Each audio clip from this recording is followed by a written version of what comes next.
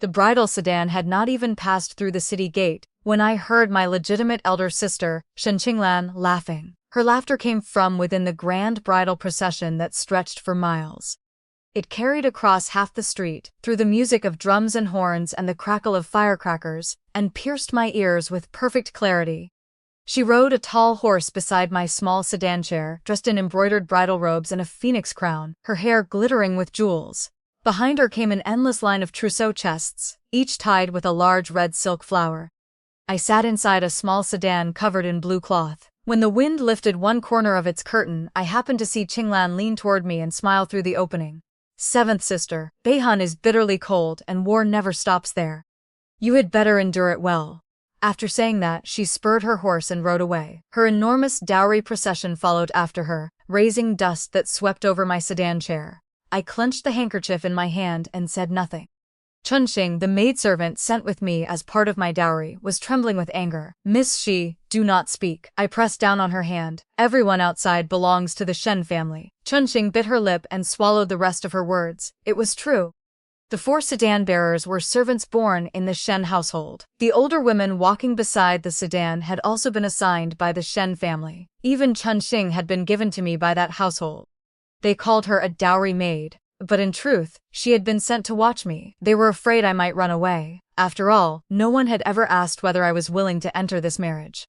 My name was Shen Qingwan, the 7th daughter of the Shen family. 3 months earlier, the Prince of Beihan's residence had sent a betrothal gift to the capital. Prince Xiao Yan of Beihan wished to marry a legitimate daughter of the Shen family. He commanded 200,000 iron cavalry and guarded the northwestern frontier. He was the current emperor's younger brother. On the surface, this marriage was an excellent match, but everyone in the capital knew what Beihan was like. In winter, the cold was said to freeze one's ears off. Sand and wind blew all year round, and hostile northern forces watched from beyond the border. Fighting broke out every few days. Xiao Yan himself had a fearsome reputation. People said he killed without blinking, and was so violent that even the emperor gave way to him. Any family that truly loved its daughter would never willingly send her into that fire pit. But the Shen family was willing. The Shen family had been a great clan for 100 years, and 3 prime ministers had once emerged from its line. By my father's generation, however, its influence was fading. It had only a noble title left to support its appearance, while the household had long been spending more than it earned. To form a marriage alliance with the Prince of Beihan's residence was, to the Shen family, a blessing dropped from the heavens. So they immediately offered up their eldest legitimate daughter, Shen Qinglan. But Shen Qinglan refused. She had been cherished from childhood as the Shen family's eldest legitimate daughter. She was accomplished in music, chess, calligraphy and painting, and countless noble sons in the capital wished to marry her. How could she be willing to go to the desolate northwest and marry a warrior rumored to kill as easily as breathing? She wept, made scenes, and threatened to die for 2 full months. During those 2 months, I went from being an overlooked concubine-born daughter to the most valuable possession in the Shen household. The day I was summoned to the main courtyard, my stepmother sat in the hall, while my father sat beside her. Shen Qinglan occupied a lower seat, her eyes red as though she had just been crying. I knelt on the floor and listened as my stepmother told me, word by word, that the marriage with the Prince of Beihan's residence could not be withdrawn. Yet Shen Qinglan was the eldest legitimate daughter, the face of the Shen family, and could not be sent to a place like that. So? I raised my head. A bad feeling was already rising in my chest. My stepmother set down her teacup and smiled at me. That smile chilled my spine. So you will marry in your sister's place. She said it as casually as though she were telling the kitchen to add another dish for dinner. A buzzing filled my head. I remained on my knees for a long time before I found my voice again. Mother, the Prince of Beihan's residence asked for a legitimate daughter. I am concubine-born. It is against the rules. Rules? My stepmother gave a cold laugh. You dare speak to me of rules? You have eaten the Shen family's rice and worn the Shen family's clothes all your life. Now that the Shen family needs you to do your part, you want to lecture me about rules? Before I could answer, Shen Qinglan rushed over and seized my hand. Tears streamed down her face. Seventh sister, I beg you, help me just this once. If you do not help me, I will have no way to live. I looked at her tear-streaked face, and my heart turned cold. She begged me, but why had she never considered that if I went to Beihan in her place, I might also have no way to live? Yet what right did I have to refuse? My birth mother had been a concubine in the Shen household. She died of illness 10 years earlier. Even while she lived, she was not favored. After her death, no one remembered her. During all my years in the Shen residence, I lived like a ghost. I was never properly fed or clothed. My stepmother and older sisters ordered me around at will, and even respectable maidservants in the residence dared to show me contempt. My life was worth nothing in the Shen household. So when my stepmother told me to marry in Qinglan's place, my father nodded without even looking at me. That was why, when Shen Qinglan begged me, there was not a trace of guilt in her eyes. That was why, on this day, she could marry grandly into the Yong'an Marquis manor, where she had secretly entangled herself long ago, while I was stuffed into a small blue cloth sedan under her name and sent hundreds of miles away to Beihan. At that thought, I suddenly smiled. Chunxing jumped. "Miss, why are you smiling? Nothing." I released my handkerchief and looked down at the red marks my nails had pressed into my palm. "I was only thinking that Beihan is not so bad." "Not so bad?" Chunxing stared at me. "Miss, have you lost your senses? That place? It is far from the Shen family." After that, I said nothing more. The sedan chair swayed onward. I lifted the curtain just enough to look at the streets outside. The capital's main avenue was crowded with people. Shops along both sides displayed colorful signs. Vendors selling candied hawthorn called out at the top of their voices. In tea houses, storytellers struck wooden blocks and told tales of gifted scholars and beautiful ladies. I had lived in that city for 16 years, but when it was truly time to leave, I found that I did not miss it at all. Once we passed through the city gate, the sedan turned onto the official road. The world around us gradually became quiet. Chunxing leaned against my shoulder and dozed. The bearers trudged forward in silence, while the two older women muttered to each other behind us. I closed my eyes and began to remember the past 3 months. Exactly 3 months had passed since the day I was summoned to the main courtyard. During that time, the Shen family had confined me to a small courtyard at the back of the residence. They said they were teaching me etiquette, but there was little to teach. The people from the Prince of Beihan's residence had never seen Shen Qinglan's face. They only knew that the Shen family's legitimate daughter was well-educated, gentle, and virtuous. As long as I made no obvious mistake after arriving, I was supposed to be able to pass for her. As for what would happen afterward, the Shen family had never considered it. Or perhaps they had considered it and simply did not care. My stepmother gave me a list of dowry items. It looked long, but most of the things listed were worthless. The 8 dowry chests were stuffed with cloth and porcelain. There was not a single piece of decent jewelry inside. The most valuable thing I possessed was probably the little blue cloth sedan chair itself. At least it kept out the wind and rain. By contrast, Shen Qinglan's wedding to the Yong'an Marquis manor had been accompanied by 64 dowry chests. I heard that they contained a pair of mutton-fat white jade ruby scepters awarded by the palace, an entire chest of red gold jewelry, and paintings and calligraphy by famous artists from the previous dynasty. When Qinglan passed beside me, I saw the seals on those chests. On bright red paper were written the words, "Dowry of Qinglan, eldest legitimate daughter of the Shen family, upon her marriage." I thought those dowries should have been mine. No, I should not say that. The marriage had belonged to Shen Qinglan from the beginning. Naturally, the dowry belonged to her as well. I was merely borrowing her name and walking through this gate of death in her place. The most absurd thing was that I was not even using my own name when I married for her. In order to deceive everyone, the Shen family announced that I was Shen Qinglan. I was sent away under the identity of a legitimate daughter, while my own name, Shen Qingwan, would probably never be spoken again. The trip from the capital to Beihan took a full 20 days. The farther northwest we traveled, the colder the weather became, the stronger the wind, and the more desolate the land. At first, green fields still appeared beside the road. Later, there were only bare yellow earth slopes. Chunxing shivered from the cold, so I removed my cloak and wrapped it around her. She refused at first, but I forced her to keep it. "Miss, you gave me your cloak. What will you do?" Her eyes were red. "I am not cold," I said. In truth, I was cold too, but I was used to it. In the Shen residence, my winter charcoal allowance was often withheld. Once you were cold for long enough, you became accustomed to it. The sedan bearers and the older women, on the other hand, were warmly dressed and never lacked food or drink. They sometimes even made sarcastic remarks at my expense. The older woman, surnamed Wang, was the most rude of all. During one meal, she said to me, "Miss, we all know who you really are. Whether you survive after reaching Beihan depends on your fate. Do not put on airs as a legitimate daughter." I glanced at her, said nothing, and lowered my head to continue eating my dry rations. Chunxing wanted to curse at her, but I stopped her. These people had been sent by the Shen family to accompany me. Officially, they were escorts. In truth, they were guards transporting a prisoner. If I argued with them, I would be the only one to suffer. On the evening of the 20th day, the sedan finally slowed. I lifted the curtain and saw a dark city wall lying across the distant horizon. It was not high, but it was thick and solid, like a great beast stretched across the earth. Black flags flew from its top, snapping violently in the northwestern gale. We had arrived at Beihan City. The city gates stood open.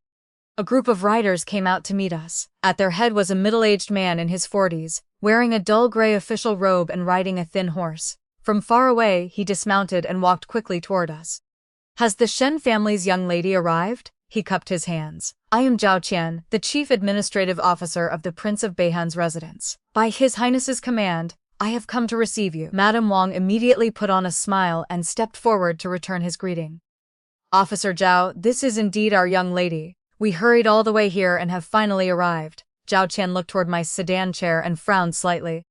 I guessed that he had noticed how poorly a small blue-cloth sedan matched the marriage of the Shen family's legitimate daughter. But he said nothing. He only nodded. "Then let us enter the city." I thought I would be taken directly to the prince's residence, but the sedan wound through the city streets and finally stopped outside a secluded little courtyard. It was small, with only 3 main rooms. More than half the plaster had fallen from the courtyard walls, and there was not even a stone lion by the entrance. Zhao Qian stood at the gate, looking embarrassed. "His Highness says the wedding was arranged in haste, and the residence has not yet had time to prepare. Please rest here for the moment. When His Highness returns from the front line, the wedding rites can be completed." The moment he finished, Madame Wang exploded. "What? You expect our young lady to live in a place like this?" She planted her hands on her hips, her sharp voice nearly splitting the sky. "She is the Shen family's legitimate daughter. Is this how the Prince of Beihan's residence treats its future Princess Consort?" Zhao Qian's expression became even more uncomfortable. He opened his mouth but seemed unable to find an answer. I lifted the sedan curtain, stepped down, looked once at the courtyard, then bowed slightly to him. "Thank you, Officer Zhao. This courtyard is very good. We will stay here." Madame Wang stared at me, clearly not expecting me to agree so readily. Of course she could not understand. In the Shen residence, the legitimate family members lived in grand courtyards and wore fine silk. But I, a concubine-born daughter, had lived in a rear wing room that leaked wind in winter and rain in summer. It had been far worse than this place. At least this was a separate courtyard. At least it was quiet. Zhao Qian let out a breath of relief and repeatedly cupped his hands. "You are truly understanding, miss. I am deeply grateful. Please rest. I will return tomorrow." After he left, Madame Wang began muttering curses. What sort of place is this? The dignified Prince of Beihan's residence cannot even provide a decent lodging. They are deliberately slighting our young lady. We cannot let this matter rest. You must make a scene. Make a scene for whom? I turned to look at her. My voice was not loud, but it was steady. "The prince is on the front lines. Would you have me make a scene for Officer Zhao? He is only an officer. He cannot make such decisions. Or do you want me to make a scene all the way back to the capital and ask the Shen family to stand up for me?" Madame Wang was left speechless. I ignored her, lifted my skirts, and entered the courtyard. It had been cleaned well. The 3 rooms were plain, but everything necessary was there. The eastern room was a bedroom. Fresh bedding lay on the bed, a rough tea set sat on the table, and the windows had been newly papered. It was obvious that the place had been hurriedly prepared. Chunxing followed behind me with our luggage. As she put things away, she muttered quietly, "Miss, they have gone too far. It is already much better than I expected." I sat on the edge of the bed and rubbed my aching lower back from the long journey. The Prince of Beihan is fighting a war. How could he have the leisure to arrange a wedding? Having a place to live is far better than I expected. Chunxing turned toward me, her eyes red again. "Miss, why are you always so willing to accept everything? The Shen family pushed you out as a sacrifice, and the Prince of Beihan's residence does not take you seriously either. Don't you feel wronged?" "Of course I am wronged. But what use is being wrong?" I had learned a truth during 16 years in the Shen residence. Grievance was the cheapest thing in the world. The more aggrieved you looked, the more others bullied you. If you did not want to be bullied, you had to stand up for yourself. I lived in that courtyard for 3 days. During those 3 days, Zhao Qian visited every day with firewood, rice, oil, salt, and other necessities. He would smile apologetically and say that the prince was occupied with military matters and ask me to wait a few more days. Madame Wang and the other older woman muttered all day that the Prince of Beihan's residence was deliberately leaving me out in the cold to establish its authority over me. Chunxing was furious, but I was not in a hurry. Who was Prince Xiao Yan of Beihan? He commanded 200,000 iron cavalry and ruled the northwest. His principal consort was supposed to have been Shen Qinglan, the Shen family's eldest legitimate daughter, a well-educated noblewoman famous throughout the capital. Instead, the Shen family had sent me, a concubine-born daughter with the wrong identity, the wrong name, and even a dowry put together merely to fill boxes. If Xiao Yan had enthusiastically welcomed me inside, that would have been the strange thing. His leaving me alone meant that he, too, was dissatisfied with this marriage, and his dissatisfaction was my opportunity. On the evening of the fourth day, I sat in the courtyard watching the sunset when I suddenly heard urgent hoofbeats outside. They drew closer and closer, then stopped abruptly at the gate. The door flew open. Zhao Qian rushed in, breathless, with an expression that seemed to be equal parts excitement and nervousness. Miss, His Highness has returned." I had barely risen when a man's voice came from outside. It was low and cold, carrying the killing chill of a battlefield. It was like a blade still sheathed, yet even hearing it made my back turn cold. "Where is the woman sent by the Shen family?" The footsteps came closer. The courtyard gate was pushed open, and a tall figure entered against the light. Xiao Yan stood at the gate in armor, a long saber hanging at his waist, and more than a dozen armored guards behind him. He looked a little over 30, his features were deep and hard, and there was an indescribable force in his eyes and brows. Dried blood still marked his armor, and his boots were covered in mud. It was as if he had come straight from the battlefield without even changing his clothes. He looked over the courtyard, and his gaze finally settled on me. That gaze was as cold as water in the 12th lunar month. It seemed to pour over me from head to toe, making me want to shiver. I clenched my hands inside my sleeves, forced myself to stand straight, and met his eyes. Xiao Yan stared at me for several breaths, then gave a cold laugh. "The Shen family has a great deal of nerve." The moment he said that, my heart sank. He knew that I was not Shen Qinglan. Xiao Yan walked into the courtyard. The iron plates of his armor struck one another with dull sounds. He stopped in front of me and looked down from above, his eyes like two knives intent on cutting me open and seeing every part of me clearly.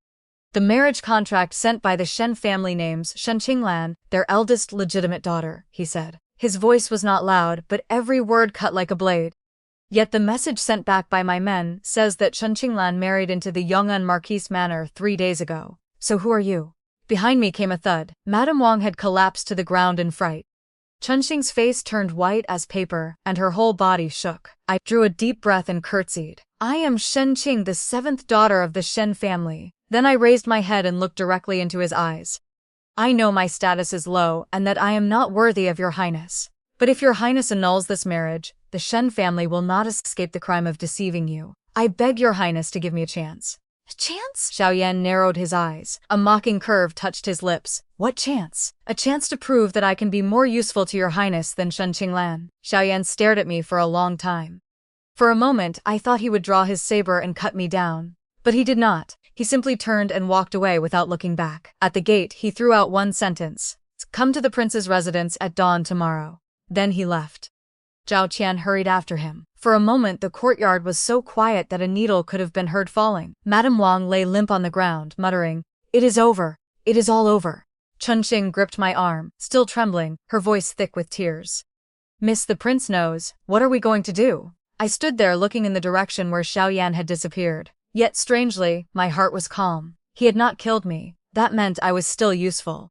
A useful concubine-born daughter had a better chance of survival than a woman sent back in disgrace. The next day, before dawn had fully broken, I stood before the gates of the Prince of Beihan's residence. Xiao Yan sat behind a writing desk, wiping his saber. The blade was more than 3 feet long. Several deep nicks marked its body, but its edge had been sharpened bright as snow. He cleaned it with great care, as though it were a priceless treasure, wiping it from beginning to end over and over without looking at me once. I stood quietly in the center of the study and did not urge him. His hands never paused. His voice was as indifferent as if he were speaking to empty air. "I had someone investigate you. Your birth mother died early. In the Shen residence, your life was not even as respectable as that of a decent maidservant. The Shen family told you to marry in her place, and you did. Are you really so obedient?" "I am not being disobedient," I said. "I had no other road to take." Xiao Yan's hand paused on the saber. At last, he raised his head and looked at me. There was scrutiny in his eyes, surprise as well, and something else I could not understand. He set the saber down, leaned back in his chair and folded his hands over his abdomen. He looked me over like a criminal under examination. I can give you a road to take, he paused, and a smile appeared at the corner of his lips. It was cruel enough to make my heart tighten. I never intended to marry a Shen woman in the first place. The imperial edict ordered me to marry, so I would marry. But since you are the one who came, the rules must change. First, I will temporarily set aside the Shen family's crime of deceiving me. Second, as a concubine-born daughter passing yourself off as a legitimate one, you are not fit to be my principal consort. You may only be a secondary consort. Third, his voice suddenly turned cold. Beihan is a place of war. It is not the back garden of the capital, where noble ladies admire flowers and drink tea. I do not keep idle people. If you wish to stay, you must work. Outside the door, Chunxing nearly stopped breathing when she heard that a secondary consort in a prince's residence was actually being ordered to work. If word spread, people would laugh themselves sick. But when I heard it, the stone weighing on my heart finally dropped away. Work was work. In the Shen residence I had grown up doing work. Washing clothes, boiling water, chopping firewood, tending fires. What had I not done? If he had asked me to play music, chess, calligraphy, paint or compose poetry, that would truly have taken my life. I accept your highness's order, I curtsied. Xiao Yan seemed surprised by how readily I agreed. His brow lifted slightly, then his face returned to its cold expression. Go to the housekeeper and receive an assignment. He picked up the saber again and resumed wiping it without looking at me. Remember this. If you want to live in the Prince of Beihan's residence, you must prove that you are useful. I withdrew from the study. Chun's hurried toward me, her face full of worry. Miss, what did the prince say? Did he make things difficult for you? No. I shook my head. Take me to the housekeeper. The senior housekeeper was an old woman in her 50s named Matron Zhou. She had served in the Prince of Beihan's residence for 20 years. Her face was as hard as stone. She looked me over once without the slightest respect in her eyes. Instead, there was clear disdain. Since you have come to Beihan, do not expect to act like a mistress, she said. His Highness says the residence does not keep idle people. Matron Zhou led me through a corridor to a secluded courtyard. This used to be the laundry room. It has been empty for more than half a year. Miss will live here. Rise at dawn every day. First wash the clothing and bedding taken from the main quarters. By mid-morning, help the main kitchen prepare vegetables. In the afternoon, sweep the front courtyard. You may stop when the day ends. After saying this, she watched my reaction from the corner of her eye. Chunxing's face turned white with anger. My young lady is the secondary consort, His Highness personally acknowledged. You are making her wash clothes? A secondary consort? Matron Zhou gave a cold laugh. Your young lady knows perfectly well how she obtained that title. His Highness has already shown you a tremendous kindness by not driving both master and servant out of the residence. If the work is too hard, pack your things and leave. No one will stop you. I pressed down on her hand, then nodded to Matron Zhou. Thank you, Matron. I understand. Matron Zhou snorted and left. Chunxing stamped her feet in anger. Miss, you cannot keep swallowing this. They are deliberately bullying you. I know. I looked at the courtyard gate where half the paint had peeled away. My voice was calm. But they are not wrong. My status as a secondary consort is neither proper nor justified. Xiao Yan has already shown mercy by not sending me away. I pushed open the gate and entered. The courtyard was tiny, with only 2 rooms. The outer room was piled full of miscellaneous things. The inner room held a plank bed, a table with a missing leg propped up by a brick, and an oil lamp. Several holes had been torn in the window paper, and wind blew through them, making the cobwebs in the corner sway back and forth. It was worse than the rear wing room where I had lived in the Shen residence. When Chunxing saw it, tears immediately fell from her eyes. Miss, let us return to the capital. We will not beg the Shen family. We can earn a living ourselves. It would still be better than suffering here. We cannot go back. I walked to the bed, sat down, and patted the bedding thick with dust beside me. The Shen family sent us here with no intention of allowing us to return. If we go back, they will be the first to silence us. Chunxing froze, then covered her face and began to cry. I did not cry. I had cried for 16 years. My tears had long been used up. From that day onward, I would not cry again. I would live well. I would live like a proper human being. The next day before dawn, I went to the laundry room. Winter came early in Beihan. The morning in September was already bitterly cold. When water was drawn from the well, white vapor rose from it. Poured over the hands, it cut like knives. Chunxing tried to help me, but I pushed her away. You are weak. Do not touch the cold water. I rolled up my sleeves, soaked the clothing sent from the main quarters in the water, rubbed it with soap pods, and scrubbed it again and again. The water made my fingers stiff. After only a few moments, Suts turned red. Two rough servant women washed the servants' clothes on the other side of the room. From time to time they glanced at me and whispered together. I did not need to hear them to know what they were saying. No doubt it was that the Shen family had sent a fake legitimate daughter, and that the prince did not favor her. I ignored them and continued working. In the Shen residence, my stepmother had once punished me by making me kneel in the ancestral hall overnight. In winter, I had knelt on blue brick until my knees went numb with cold. Compared with that, what was washing clothes? After I had washed for about an hour, Matron Zhou came in. She examined the clothes I had finished and turned them over in her hands. Her expression softened slightly. Your work is careful enough. She put the clothing down, though her voice remained stiff. When you finish these, go to the main kitchen. Cook Li is waiting for vegetables. Yes. I wiped the water from my hands and followed her out. As I left the laundry room, we met a patrol of armored soldiers. Their leader was a young general in his 20s. He wore fitted black clothes, carried a sword at his waist, and had handsome features and a heroic air between his brows. When he saw me leaving the laundry room, he paused, and his gaze rested on me for a brief moment. Who is this? He asked Matron Zhou. Matron Zhou saluted him. General Pei, this is the one sent by the Shen family. She did not call me a secondary consort or a madam. She only said I was the one sent by the Shen family. General Pei raised his brows slightly and examined me once. Then he cupped his hands in greeting. I am Pei Changyuan, Deputy General under His Highness.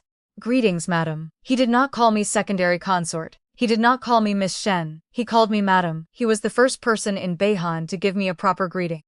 I returned his salute with a curtsy. You are too courteous, General Pei. Pei Changyuan straightened. He looked at me as if he wanted to say something, then said nothing in the end. He led the soldiers away.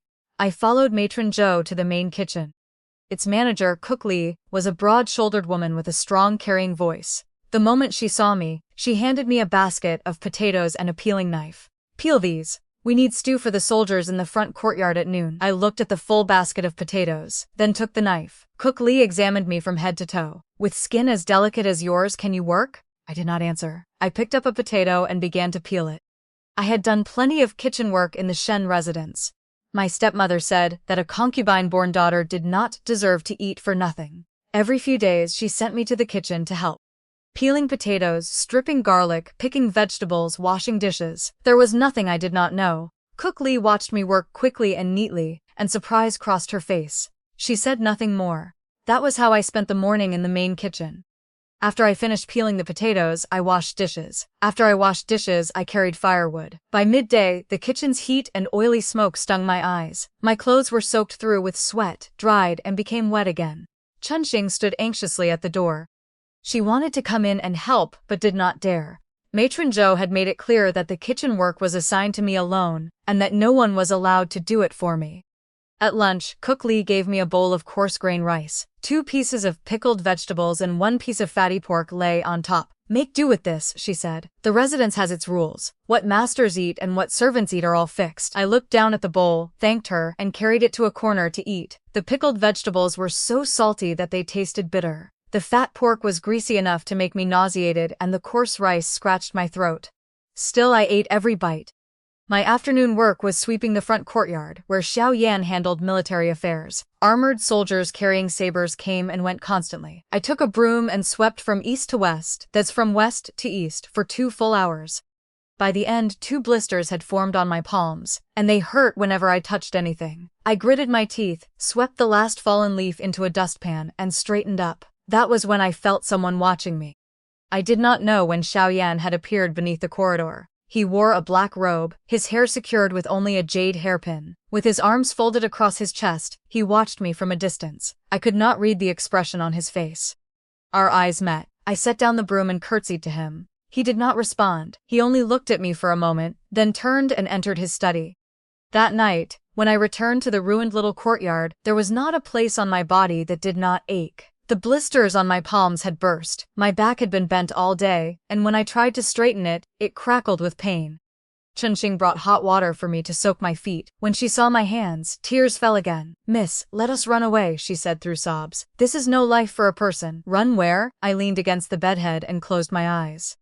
The capital is more than 600 miles from here. We have no money, no horses, and only our own legs. Before we could leave Beihan's territory, we would either freeze to death or be carried off by wild beasts. Chunxing cried even harder. I did not comfort her. I was too tired. I did not even have the strength to speak. 5 days passed like that.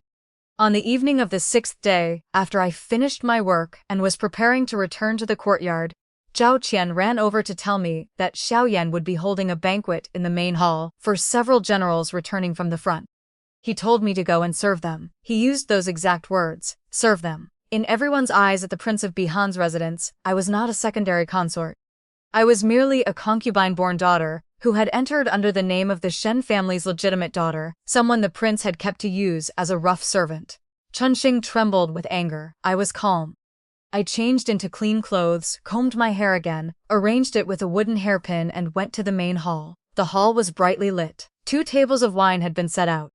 Xiao Yan sat in the seat of honor, with 3 or 4 generals seated on either side. Pei Changyuan was among them. Large chunks of roasted meat and strong liquor covered the tables, and the men drank and toasted one another with bold abandon.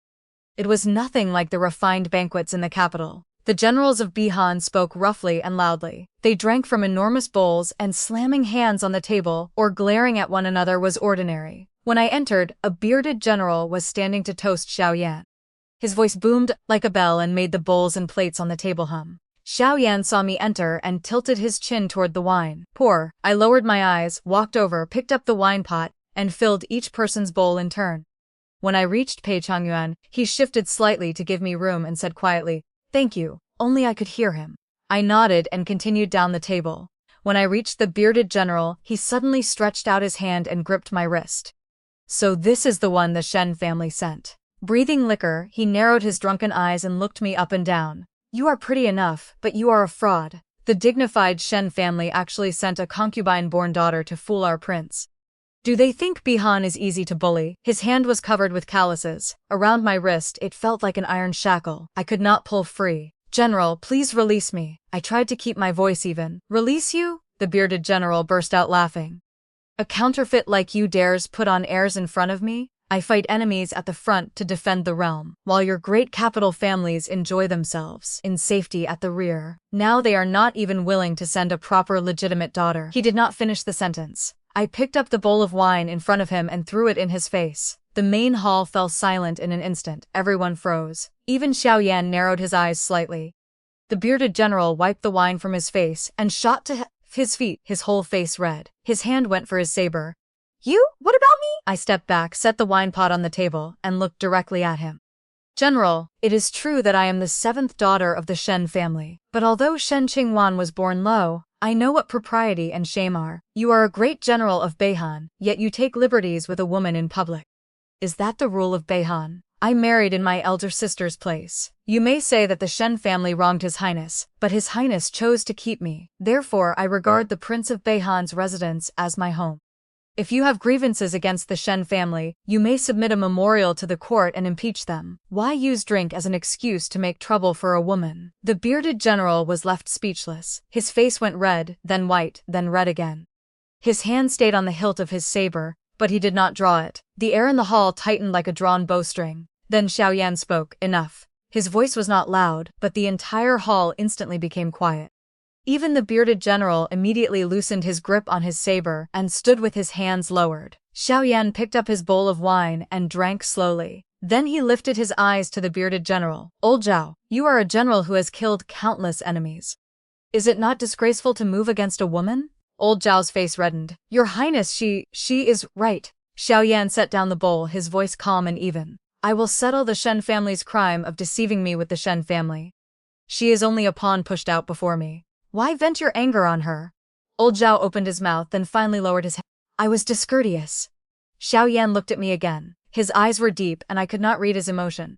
You have quite a bit of courage, he said slowly. You dared throw wine in the face of one of my generals on the grounds of the Prince of Beihan's residence. I curtsied and knelt, my voice neither humble nor arrogant. I know my status is low and would not presume to confront a general, but lowly as I am still someone your Highness has kept. By humiliating me in public, the general was not only humiliating me, he was humiliating your Highness as well. The hall became quiet again. Xiao Yan stared at me for a long time. Then he gave a low laugh. It was faint and fleeting, but everyone present widened their eyes. They had probably never seen Xiao Yan laugh before. He withdrew his gaze, lifted his wine bowl again, and said, "Pour the wine." I rose, picked up the wine pot and continued filling the bowls. This time, my hand did not tremble. By the time the banquet dispersed, it was close to midnight. I stood outside the main hall and watched the generals leave one after another. When Pei Chongyuan passed me, he paused and said quietly, "Madam did the right thing tonight." Then he strode away. Before I could react, Xiao Yan's voice sounded behind me. "Come in with me." I turned and saw him already walking toward the study behind the main hall. His strides were long, and the hem of his robe filled with the night wind. I followed him. Only one lamp burned in the study, leaving the room dim. Xiao Yan sat behind the writing desk, picked up a military book, casually turned 2 pages, then put it down and looked at me. "You have some nerve," he said. "You are not like those spineless people of the Shen family." I did not know whether he was praising me or insulting me, so I lowered my head and said nothing. "Look up."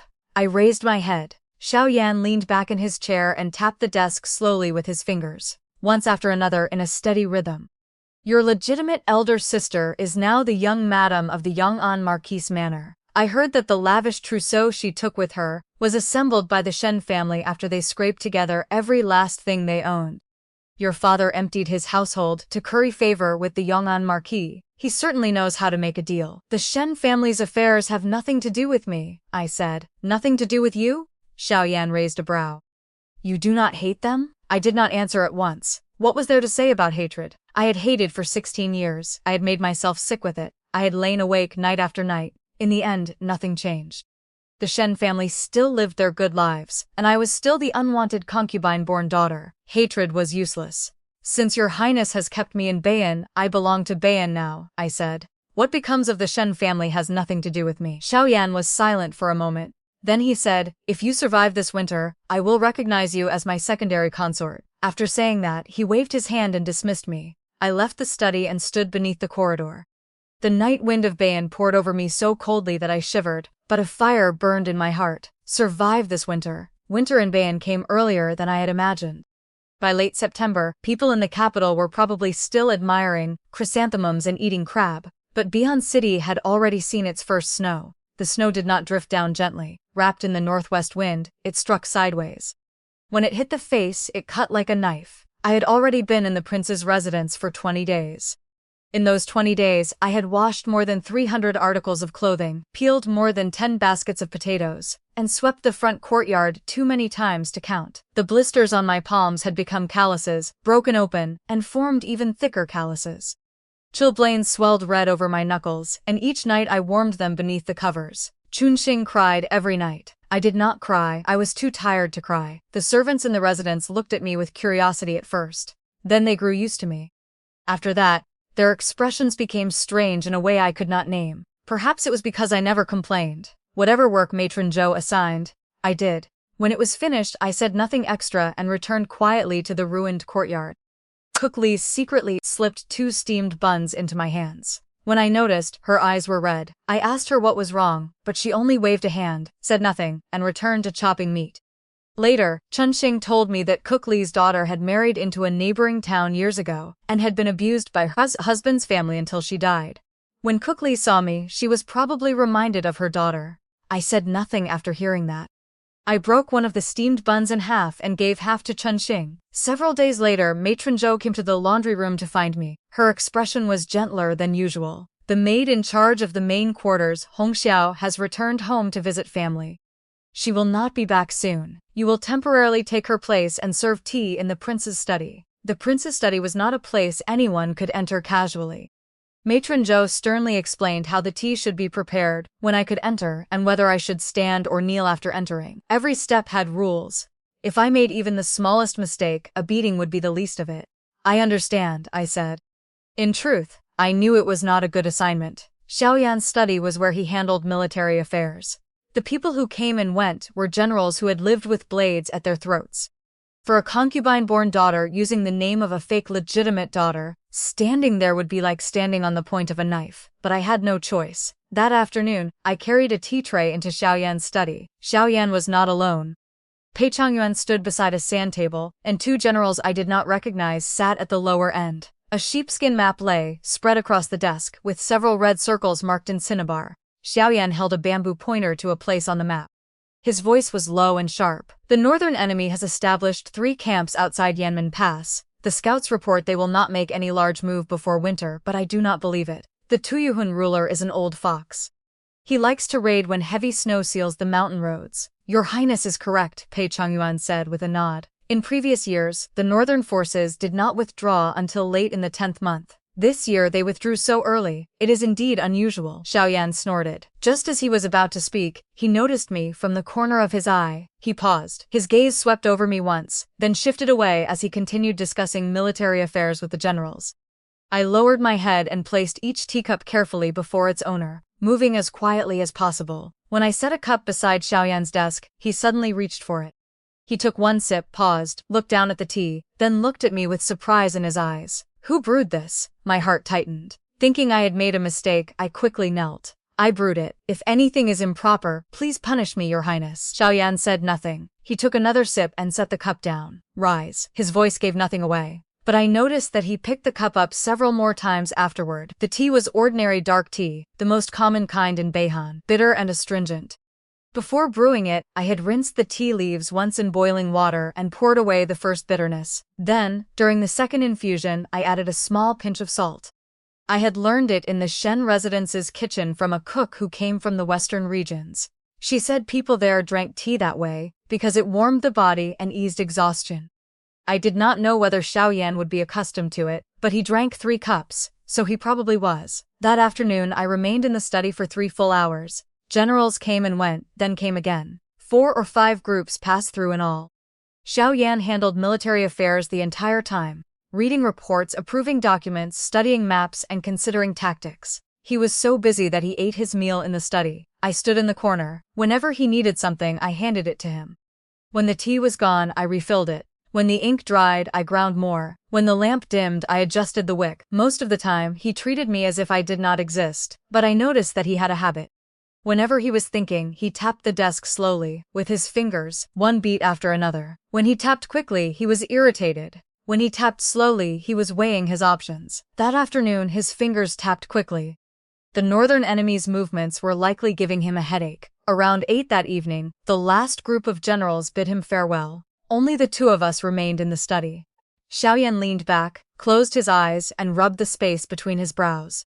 Then he said, "Are all the women of the Shen family so good at serving others?" I stood in the corner with my hands lowered. When I lived in the Shen residence, I often helped in the kitchen. I am used to this kind of rough work. Xiao Yan opened his eyes and looked at me. His gaze carried an emotion I could not name. Rough work, he repeated. The corner of his mouth rose slightly. You understand your position well. Those who do not understand their position cannot survive in Beihan, I said. Xiao Yan raised a brow. He seemed as though he wanted to say something, but in the end he merely waved a hand. Leave. I curtsied and withdrew. The moment I stepped outside the study, the night wind swept over me, making me shiver. Yet all through my body I felt an indescribable lightness. I had passed this test. In the days that followed, I went to the study every day to serve tea. At first, Matron Zhou did not trust me and came to check whether I had made any mistakes. After several visits, she saw that I remembered the rules, did not chatter, did not shirk work, and stood quietly in the corner while completing every task. After that, she rarely came. The generals in the study gradually grew used to my presence. They no longer avoided speaking in front of me. From their scattered words, I pieced together Beihan's current situation. The northern enemy had 100,000 troops at the border. Their commander was Helian Duo, the younger brother of the Tuyuhun ruler, a ruthless man said to kill without blinking. Xiao Yan had 200,000 iron cavalry, but they were scattered across more than 10 passes. They could not be gathered quickly. Once, I heard Pei Chongyuan say that the grain and fodder promised by the court had been delayed for 2 months. The official documents kept repeating the same 2 words, no money. At that time, Xiao Yan gave a cold laugh and said only 4 words. People in the capital live in comfort. In that instant, I understood why the emperor had ordered a legitimate daughter of the Shen family to marry Xiao Yan. The Prince of Beihan commanded heavy troops and guarded the border. The court needed him, yet it also feared him. On the surface, marrying a Shen daughter to him was a reward and a means of winning him over. In truth, it was a way to place a pawn at his side. The Shen family had declined, but it was still a century-old clan with tangled connections in the capital. If that pawn was used well, she could restrain Xiao Yan. If not, she would still remain a pawn. But the Shen family could not bear to send their legitimate daughter to become the prince's wife, so they pushed me out instead. I did not know whether the emperor knew the Shen family had switched brides. If he knew and did not investigate, then it could only mean one thing. He did not care who married into Beihan. He only cared whether this marriage could be completed and serve its purpose when he needed it. Once I understood that, I felt more secure. A secondary consort was still a secondary consort. There was a way for one to live. One evening I carried a tea tray out of the study and headed toward the kitchen through the corridor. There, I ran into old Zhao. He was the bearded general whose face I had splashed with wine at the banquet. His full name was Zhao Palu. He was Xiao Yan's vanguard general, fearless in battle and just as reckless with drink. Since that banquet, he had glared at me whenever he saw me. I never deliberately provoked him. When I saw him from afar, I went around him. But there was only one path through that corridor. There was nowhere to avoid him. Old Zhao approached with a heavy smell of liquor around him, walking a little unsteadily. When he saw me, he paused and a flash of fierceness crossed his eyes. Well, if it is not the Shen family's fate. He blocked the corridor, crossed his arms, and looked down at me. I hear you serve in His Highness's study now. You are quite good at climbing upward. I held the tea tray and lowered my eyes. General Zhao, please make way. Make way? Old Zhao raised a brow. Not only did he refuse to move, he took a step closer. You were not so polite when you threw wine in my face at the banquet. The liquor on his breath was so strong that I could barely breathe. I stepped backward until my back pressed against a pillar in the corridor. I have already explained that matter to His Highness, I said, trying to keep my voice steady. If General Zhao remains dissatisfied, you may seek a ruling from His Highness. Using His Highness to threaten me? Old Zhao sneered. Who do you think you are? A low-born concubine-born servant who even stole a legitimate daughter's name. And you dare put on airs before me. As he spoke, he reached for my collar. I dodged to the side. He grabbed only air and swayed from the drink. The teapot and cups on my tray toppled over with a clatter. Scalding tea splashed across my hand. I gritted my teeth and made no sound. But old Zhao, having failed to seize me, became even more enraged. He yanked the horsewhip from his waist and cracked it against the nearby pillar. Today I will, General Zhao. A clear voice came from the other end of the corridor. Pei Yuan strode over and caught the hand that old Zhao had raised with the whip. A smile sat on his face, but it did not reach his eyes. Old Zhao, what are you doing? Pei Yuan's voice was unhurried. His Highness is still discussing matters at the front. If you make a scene here and word reaches his ears, I fear it will be difficult to explain. Old Zhao shook off Pei Yuan's hand and pointed at me. This wretch she is someone His Highness has kept. Pei Yuan interrupted him. His voice remained gentle, but it had turned cold. Calm down, General Zhao. Why His Highness has kept her, you know perfectly well. If you lay a hand on her, you will be striking at His Highness's face. Can you bear the consequences? Old Zhao's face turned from green to white. The hand holding his whip tightened, loosened, and tightened again. At last he flung the whip angrily to the ground, turned and strode away. Pei Yuan watched him leave before turning to me. Madam, are you all right? I am fine. I hid my scalded hand behind my back and curtsied. Thank you, General Pei, for coming to my aid. Pei Yuan glanced at the hand I had hidden, but he did not ask about it. He only said, General Zhao is a rough man. He is brave in battle, but he is not bad-hearted. He bears hostility toward you, because he believes the Shen family deceived the prince in this marriage, and that it is an insult to His Highness. If you can let him see what you are capable of, he will naturally change his mind. I froze and looked up, but Pei Yuan had already turned away. The hem of his black robe vanished at the end of the corridor. I stood where I was, the burn on my hand throbbing painfully. Yet his words kept circling through my mind. Let him see what I was capable of. For 16 years in the Shen residence, all I had learned was how to lower my head, swallow my grievances, and hide in a corner where no one would notice me. No one had ever told me to let others see what I could do. In their eyes, a concubine-born daughter like me was not worthy of having any ability at all. That night, after I returned, I soaked my injured hand in cool water and applied ointment Chunxing had found. While she treated the burn, she cursed old Zhao. When she had cursed enough, she began to cry, saying that we could not possibly remain in this dreadful place. I let her cry for a while, then suddenly asked, Chunxing, what do you think I can do? She stared at me, tears still clinging to her lashes. After thinking for a long time, she said, Miss can wash clothes, peel potatoes, and brew tea. What else? Chunxing thought for even longer before whispering, Miss can read. That was right, I could read. The young masters and young ladies of the Shen family all had tutors. As a concubine-born daughter, I naturally had no right to enter the schoolroom. But my birth mother had once been the personal bedchamber maid of the Shen family's eldest young master. When he died of illness, she was taken into my father's room as a concubine. While she was alive, she secretly taught me to read. She had told me that if a woman could not read, she would spend her entire life being controlled by others. She had not taught me many characters, perhaps only several hundred, but they were enough for daily use. After she died, I continued learning by myself. Shen Qinglan and the others threw away their used copybooks, so I picked them up and traced the characters. They discarded old books, and I hid them beneath my bedboards and read them by lamplight at night. No one in the Shen family knew about this. But what use was knowing how to read? The Prince of Beihan's residence had many literate people. It did not need one more. I had to find something else. The next day, I went to the study as usual to serve tea. Xiao Yan was reading a secret letter from the capital, his expression as dark as the sky before a storm. He slapped the letter onto the desk and issued the guards a cold order. Then he walked to the sand table and stared at the terrain markers for a long while. As I watched his back, a thought suddenly came to me. Your Highness. Xiao Yan turned around, his brows drawing together. He clearly had not expected me to speak first. I have one request, Your Highness. I knelt, folded my hands before me, and lowered my eyes to the floor. I wish to learn to ride. The study went quiet. Then I heard Xiao Yan laugh softly.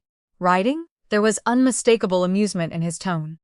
Don't the refined ladies of the capital think riding is too wild, even as a sport? Yet you want to learn? I am no longer a refined lady of the capital. I raised my head to look at him. I am someone Your Highness has kept in Beihan. If I am to survive here, I should learn the skills of Beihan. Xiao Yan watched me for several breaths. A faint trace of interest flickered through his deep eyes. Do you know how fierce Beihan horses are? Soldiers who fall from them on the battlefield often break their legs or ribs. I am not afraid of falling. Xiao Yan said nothing. He leaned against the edge of the sand table, crossed his arms over his chest and looked at me for a long time. His gaze was like that of a man judging a weapon, weighing its worth and deciding whether it could be used. Very well, he finally said.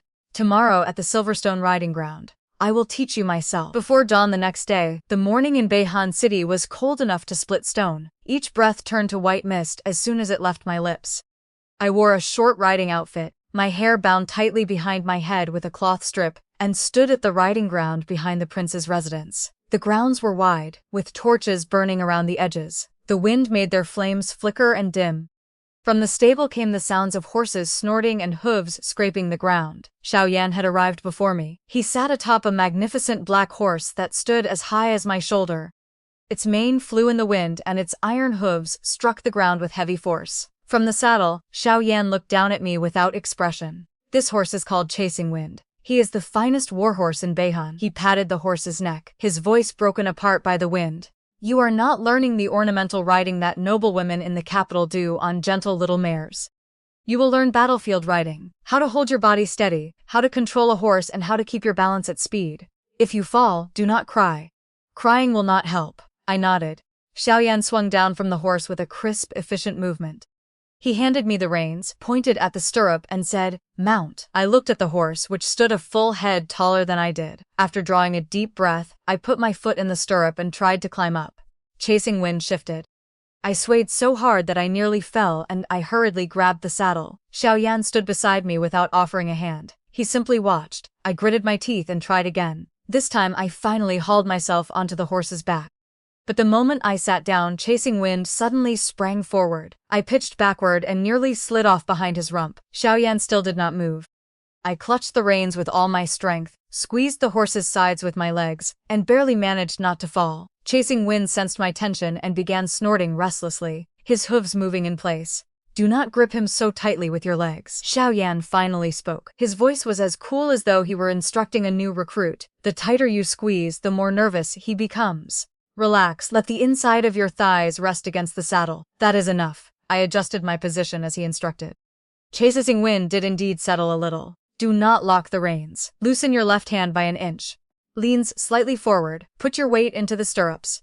You are not sitting on a chair, you are standing in the stirrups. Every sentence he gave was concise and precise, without a single useless word. I followed his instructions. Chasing Wind began walking slowly around the grounds, his hooves striking the frozen soil with dull thuds. My heart pounded. Every muscle in my body was taut as a drawn bowstring.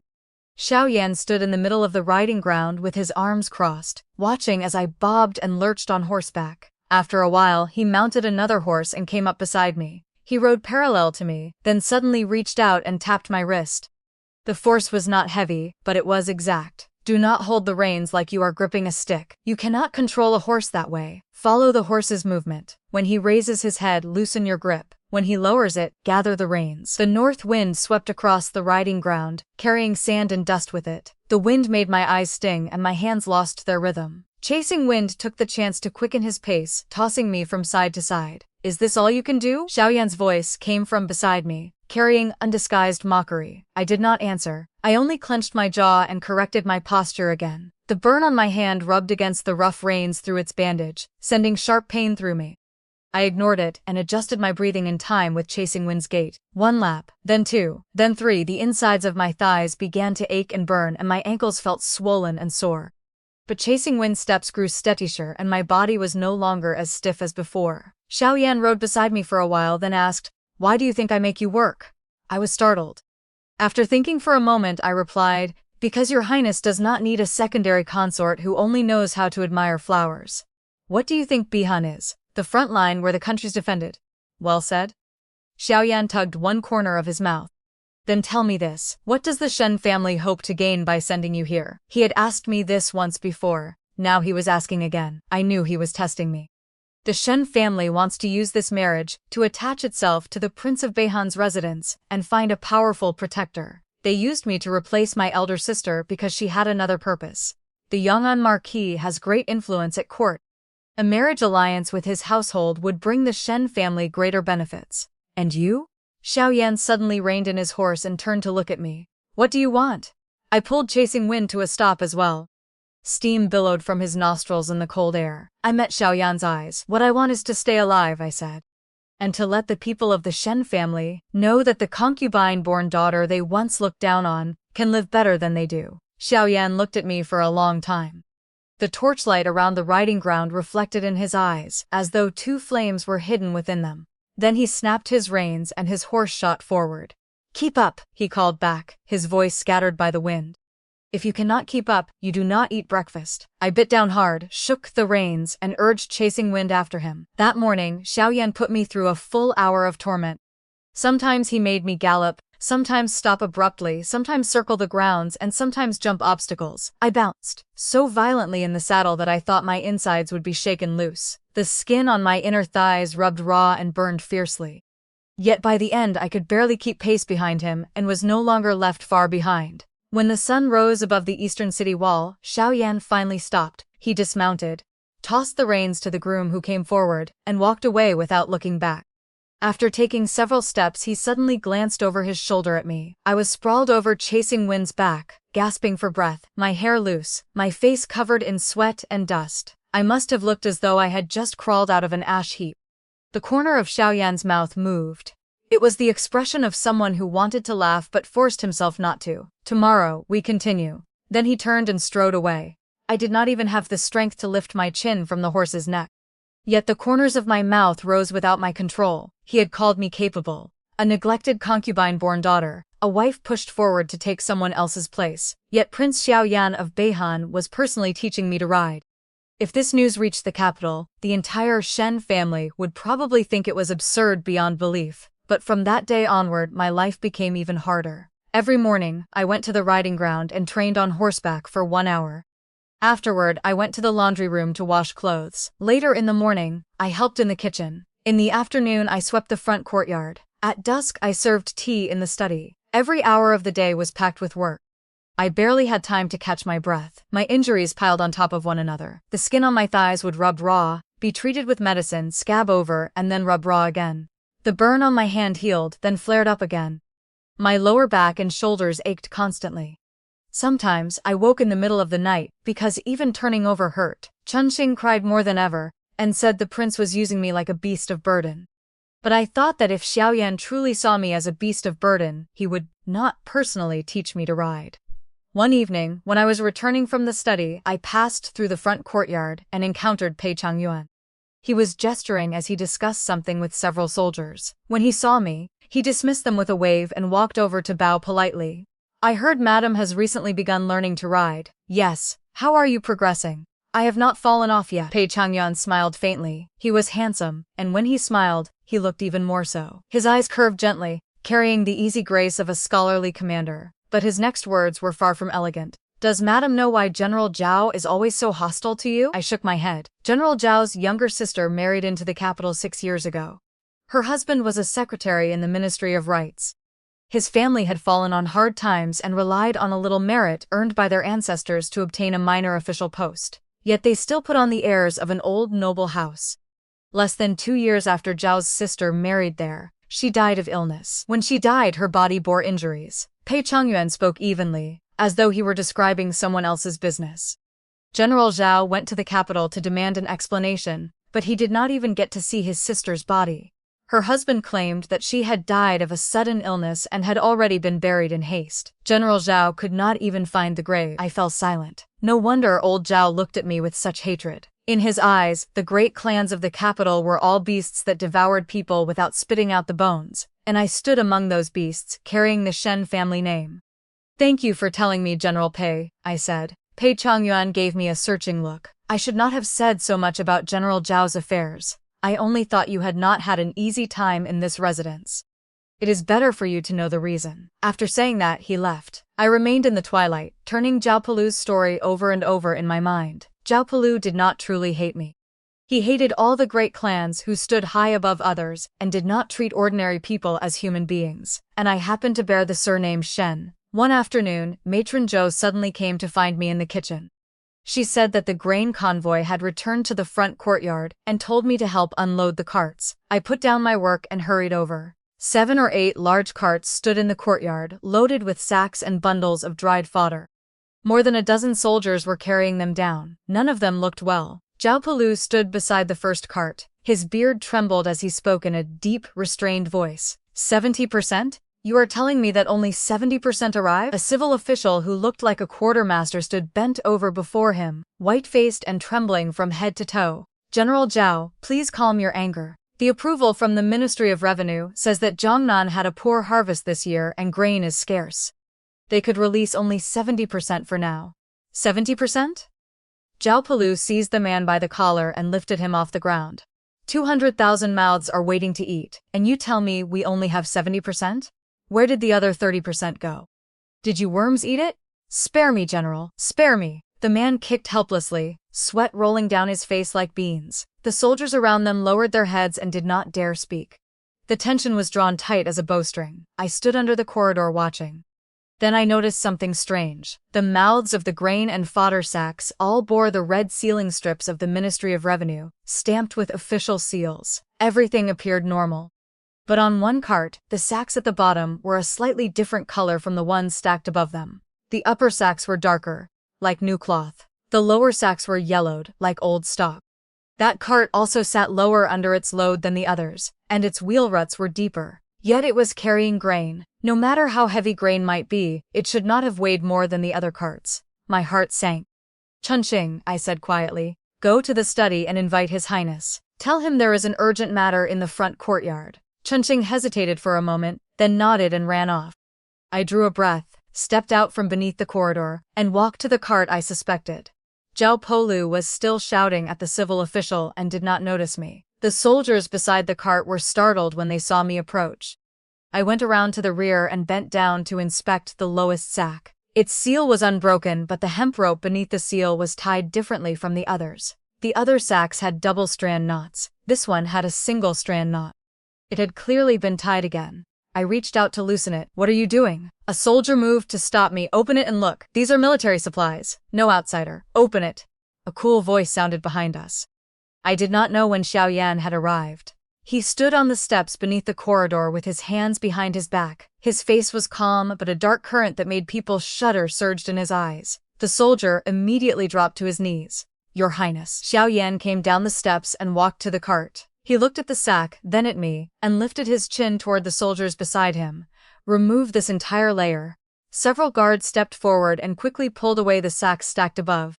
The bottom layer was exposed. One guard drew a dagger and sliced open a sack. There was no grain inside. There were only stones. The entire front courtyard fell silent. Zhao Pelu's eyes widened. He released the civil official's collar. The man collapsed onto the ground, his face as white as death. Xiao Yan stood there looking down at the stones without any expression. That lack of expression was more frightening than fury. "Investigate," he said. The results of the investigation chilled everyone to the bone. More than 10 sacks in the shipment contained no grain at all, only stones and sand. The real grain had been removed and replaced somewhere along the route. By calculation, at least 10 metric tons of grain had been stolen and replaced. How many people could that grain have fed, and for how many days? If the northern enemy attacked suddenly, what would Xiao Yan's army use to fill its stomachs? Xiao Yan sat in the study with the quartermaster and 3 escorting officers kneeling before him. The quartermaster shook like a sieve as he stammered, "Your Highness, I truly did not know. I took the approval papers to the Ministry of Revenue Granary to collect the grain. This is what I was given. I swear to heaven that I did not. You may not have taken the grain, but you are a fool." Xiao Yan's voice was calm, so calm that it made one's scalp go numb. "You did not inspect the shipment when it left the warehouse. You did not guard against tampering on the road. You only discovered the shortage after arriving here. A fool like you wastes grain merely by remaining in Beihan." The quartermaster's face went white. "Take him out. Give him 100 military strokes. Whether he lives or dies is up to heaven." 2 guards stepped forward and dragged him away. He struggled and shouted that he had been wronged, but his cries gradually faded into the distance. The remaining 3 escorting officers knelt in pools of sweat. Xiao Yan rose and walked before them, looking down at them. Where was the grain replaced? The 3 officers exchanged looks. One finally forced himself to answer, "Your Highness, we traveled only on the official road. We stopped for one night at the Liangzhou post station. That night, the people at the station said they needed to add fodder for the horses and drove the carts into the rear courtyard. We thought it was an official post station and did not pay much attention." "Did not pay much attention," Xiao Yan repeated softly, almost to himself. Then he turned to Pei Chongyuan. "Take men to Liangzhou post station, seal all account books and documents, arrest everyone there and interrogate them. I want to see who has such nerve that they dare touch the grain and fodder of the Beihan army." "Yes." Pei Chongyuan accepted the order and left. Xiao Yan looked toward Zhao Pelu. "From today onward, all military supplies must be opened and inspected before entering storage. Report anything unusual immediately. Anyone who is careless or slacks again will be punished under military law." Zhao Pelu dropped to one knee. "At once, Your Highness." Xiao Yan waved his hand. Everyone withdrew, leaving only the 2 of us in the study. He returned to his chair, picked up the tea on the table and took a sip. The tea had gone cold, but he did not seem to mind. Only after drinking it slowly did he look up at me. "What did you notice today?" I stood in the corner and thought before answering. "I only noticed that the cart sat lower than the others and that the sack colors looked wrong." "Only that? Only that?" Xiao Yan leaned against the chair back and tapped the tabletop slowly. "Once, twice, 3 times. You are observant," he said. "If you had not looked more closely, those stones would have entered the granary. If we had discovered the problem only when war came, the Beihan army would have been disgraced." I did not know what to say, so I simply lowered my head. "What do you want?" Xiao Yan suddenly asked. I was startled and looked up. His expression was not much softer than usual, but neither was it as cold. His fingers were interlaced in front of his abdomen, as he regarded me with a measuring gaze. "What do you want?" he asked again. After thinking, I said, "I wish to learn archery." Xiao Yan raised an eyebrow. "Riding is no longer enough for you? The people of the north can ride and shoot. I want to learn archery. If something happens, at least I may be of some use instead of doing nothing but waiting to die." Xiao Yan looked at me for several breaths, then suddenly smiled. It was the second time he had smiled at me. It was not a mocking smile or a cold one. It carried surprise and a trace of approval. "You truly are unlike the women of the Shen family." He stood, went to the rack behind his desk, and took down a bow to hand to me. It was not large. Its limbs were black lacquered and wrapped with layers of sinew. The taut bowstring looked old, yet it had been carefully maintained. The lacquer was smooth and glossy. "This is the bow I used when I was younger and practiced archery. Its draw is not heavy, it suits you." I accepted it with both hands. The bow still held the warmth of his palm. "Beginning tomorrow, after you finish riding, practice archery for half an hour." "Thank you, Your Highness. Do not thank me yet." Xiao Yan turned back to his chair. unfolded a military report, and spoke without looking up. I have kept this bow for more than 10 years. A deputy general once wanted to borrow it, and I would not even lend it to him. If you cannot produce results, hang it back yourself. I held the bows close and curtsied before withdrawing from the study. By the time I stepped outside, the sky had darkened. Chunxing was waiting in the corridor with a lantern. When she saw the bow in my arms, her mouth fell open in astonishment. "Miss, did His Highness give that to you?" "Yes." Chunxing's eyes grew even wider. That night I hung the bow on the wall above my bed. Lying under the covers, I stared at it for a long time. In the moonlight, its lacquered limbs gave off a dark sheen, like a fierce beast that had slept for many years and was waiting for the chance to wake. For 16 years in the Shen residence, I had never imagined that I would one day learn to ride. I had never imagined I would learn archery either. In the Shen residence, I had not even been entitled to touch Shen Qinglan's embroidery hoops, but now I could ride, and I had a bow that belonged entirely to me. It was the first thing in my life that was wholly mine.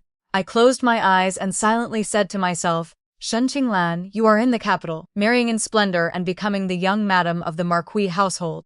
Here in the bitter cold of Beihan, I will grow my own claws one step at a time. One day, we will meet again." Winter in Beihan was so long it seemed endless. From the 10th month until the 3rd month of the following year, snow sealed the land for a full 5 months. The city walls froze into solid blocks of ice.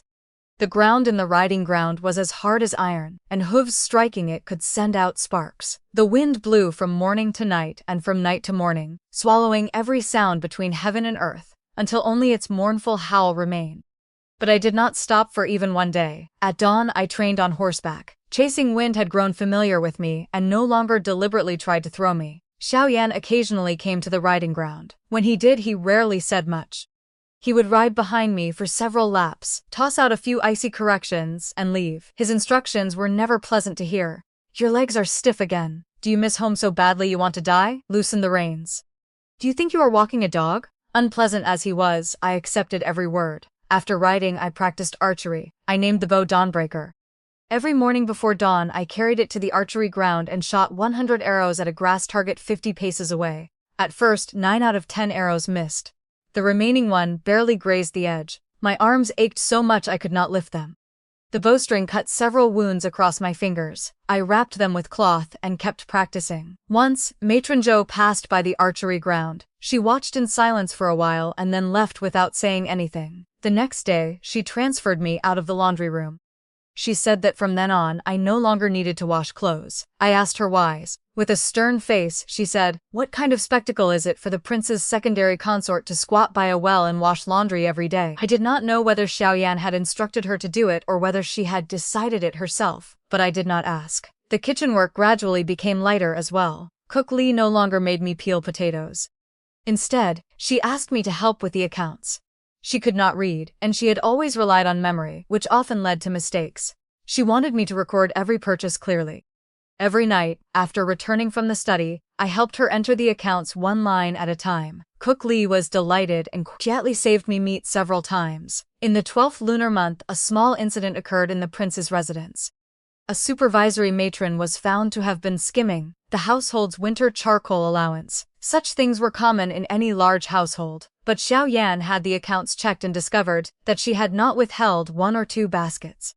She had taken a full 200 baskets of charcoal. In a Beihan winter, 200 baskets of charcoal could mean the difference between life and death for several people.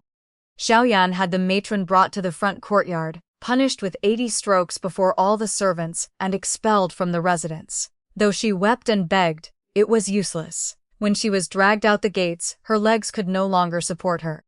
After dealing with her, Xiao Yan stood on the steps and looked over the servants, who had fallen silent as cicadas in winter. "In my residence, this is the end for anyone who deceives those above and bullies those below." As he spoke, his gaze paused on me for a moment. It was so brief that no one else would have noticed, but I did. I understood what he meant. He had punished the matron to set an example, but he was also warning me.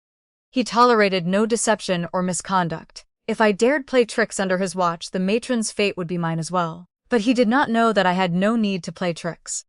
After 16 years in the Shen residence, what I was best at was remaining obedient and quiet, then delivering a decisive strike at the most critical moment. The exchanged grain was the best example. From that day on, the way people in the residence looked at me changed.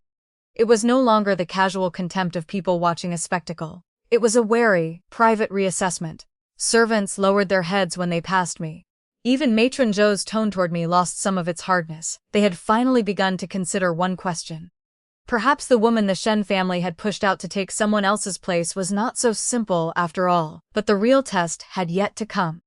On the 23rd day of the 12th lunar month, the Little New Year, an urgent military report arrived from the front. The northern enemy had gathered 20,000 cavalry beyond Yanmen Pass. Taking advantage of the snowbound mountains, they raided 3 outposts. More than 100 soldiers guarding the pass had been killed or wounded. Xiao Yan assembled the generals overnight. Early the next morning, he led 5,000 elite troops toward Yanmen Pass. When he left, he said nothing to me. Only as he swung onto his horse did he glance back at me, standing beneath the corridor. "Practice well," he said. Then he spurred his horse away. Snowflakes glinted like crushed silver in the morning light. It was the first time I saw Xiao Yan set out for war in Beihan. He rode a black warhorse a full head taller than Chasing Wind. He wore silver armor, a white cloak, and a long blade at his waist. Behind him followed a dense mass of iron cavalry. The city gates opened wide, and 5,000 riders marched out in formation. Their hooves shook loose snow from the city walls. The people of Beihan City lined the streets. No one cried, no one shouted. They only watched in silence. An old woman, trembling, raised the dried provisions in her hands and tried to press them into the arms of a young soldier. He did not take them and marched on. She remained in the biting wind with her hand raised, eyes fixed on the departing troops. In that old woman, I saw what the women of Beihan were like. They did not cry, because tears were useless here. After Xiao Yan left, the prince's residence became much quieter. Zhao Pelu went to war with him as well. Only Pei Changyuan remained in the front courtyard. He continued his daily inspections of the city defenses and drilled new recruits. Occasionally, he came to the study to collect military reports. Whenever he saw me, he would politely bow and call me Madame. Most of my conversations with Pei Changyuan took place in the study. With Xiao Yan away, the study's affairs fell to him. When he read military reports, his brows were often furrowed. Sometimes he muttered, "Those old fools at court," then looked up, noticed me nearby, and coughed awkwardly. One night, he worked over documents until late. When I brought him tea, he suddenly asked, "Madam, what do you think of Beihan's current situation?" I was surprised. I had not expected him to ask me something like that. "I would not presume to discuss military affairs recklessly," I said with lowered eyes. "There is no need for false modesty." Pei Changyuan set down his brush, leaned back, and rubbed his temples. "These days, I have watched how Madam handles matters. You are not an ordinary woman. Since His Highness allows you to serve in the study, he must have seen that too." I was silent for a moment before saying one thing. "Grain and fodder." Pei Changyuan raised his brows. "The court's grain and fodder have not arrived. Before the spring thaw, the roads will only become harder to travel." I set the teacup before him, my voice steady. "His Highness is fighting at the front. If the rear runs out of food, that will be more terrible than the northern enemy's curved blades." Pei Changyuan watched me for several breaths, then nodded slowly. "Madam is right." He picked up his brush again and wrote a few lines. "Tomorrow, I will press the Ministry of Revenue again." In the end, the ministry's grain and fodder never came. But Xiao Yan won the battle. On the 8th day of the first lunar month, news of victory reached Beihan City. Outside Yanmen Pass, Xiao Yan laid an ambush.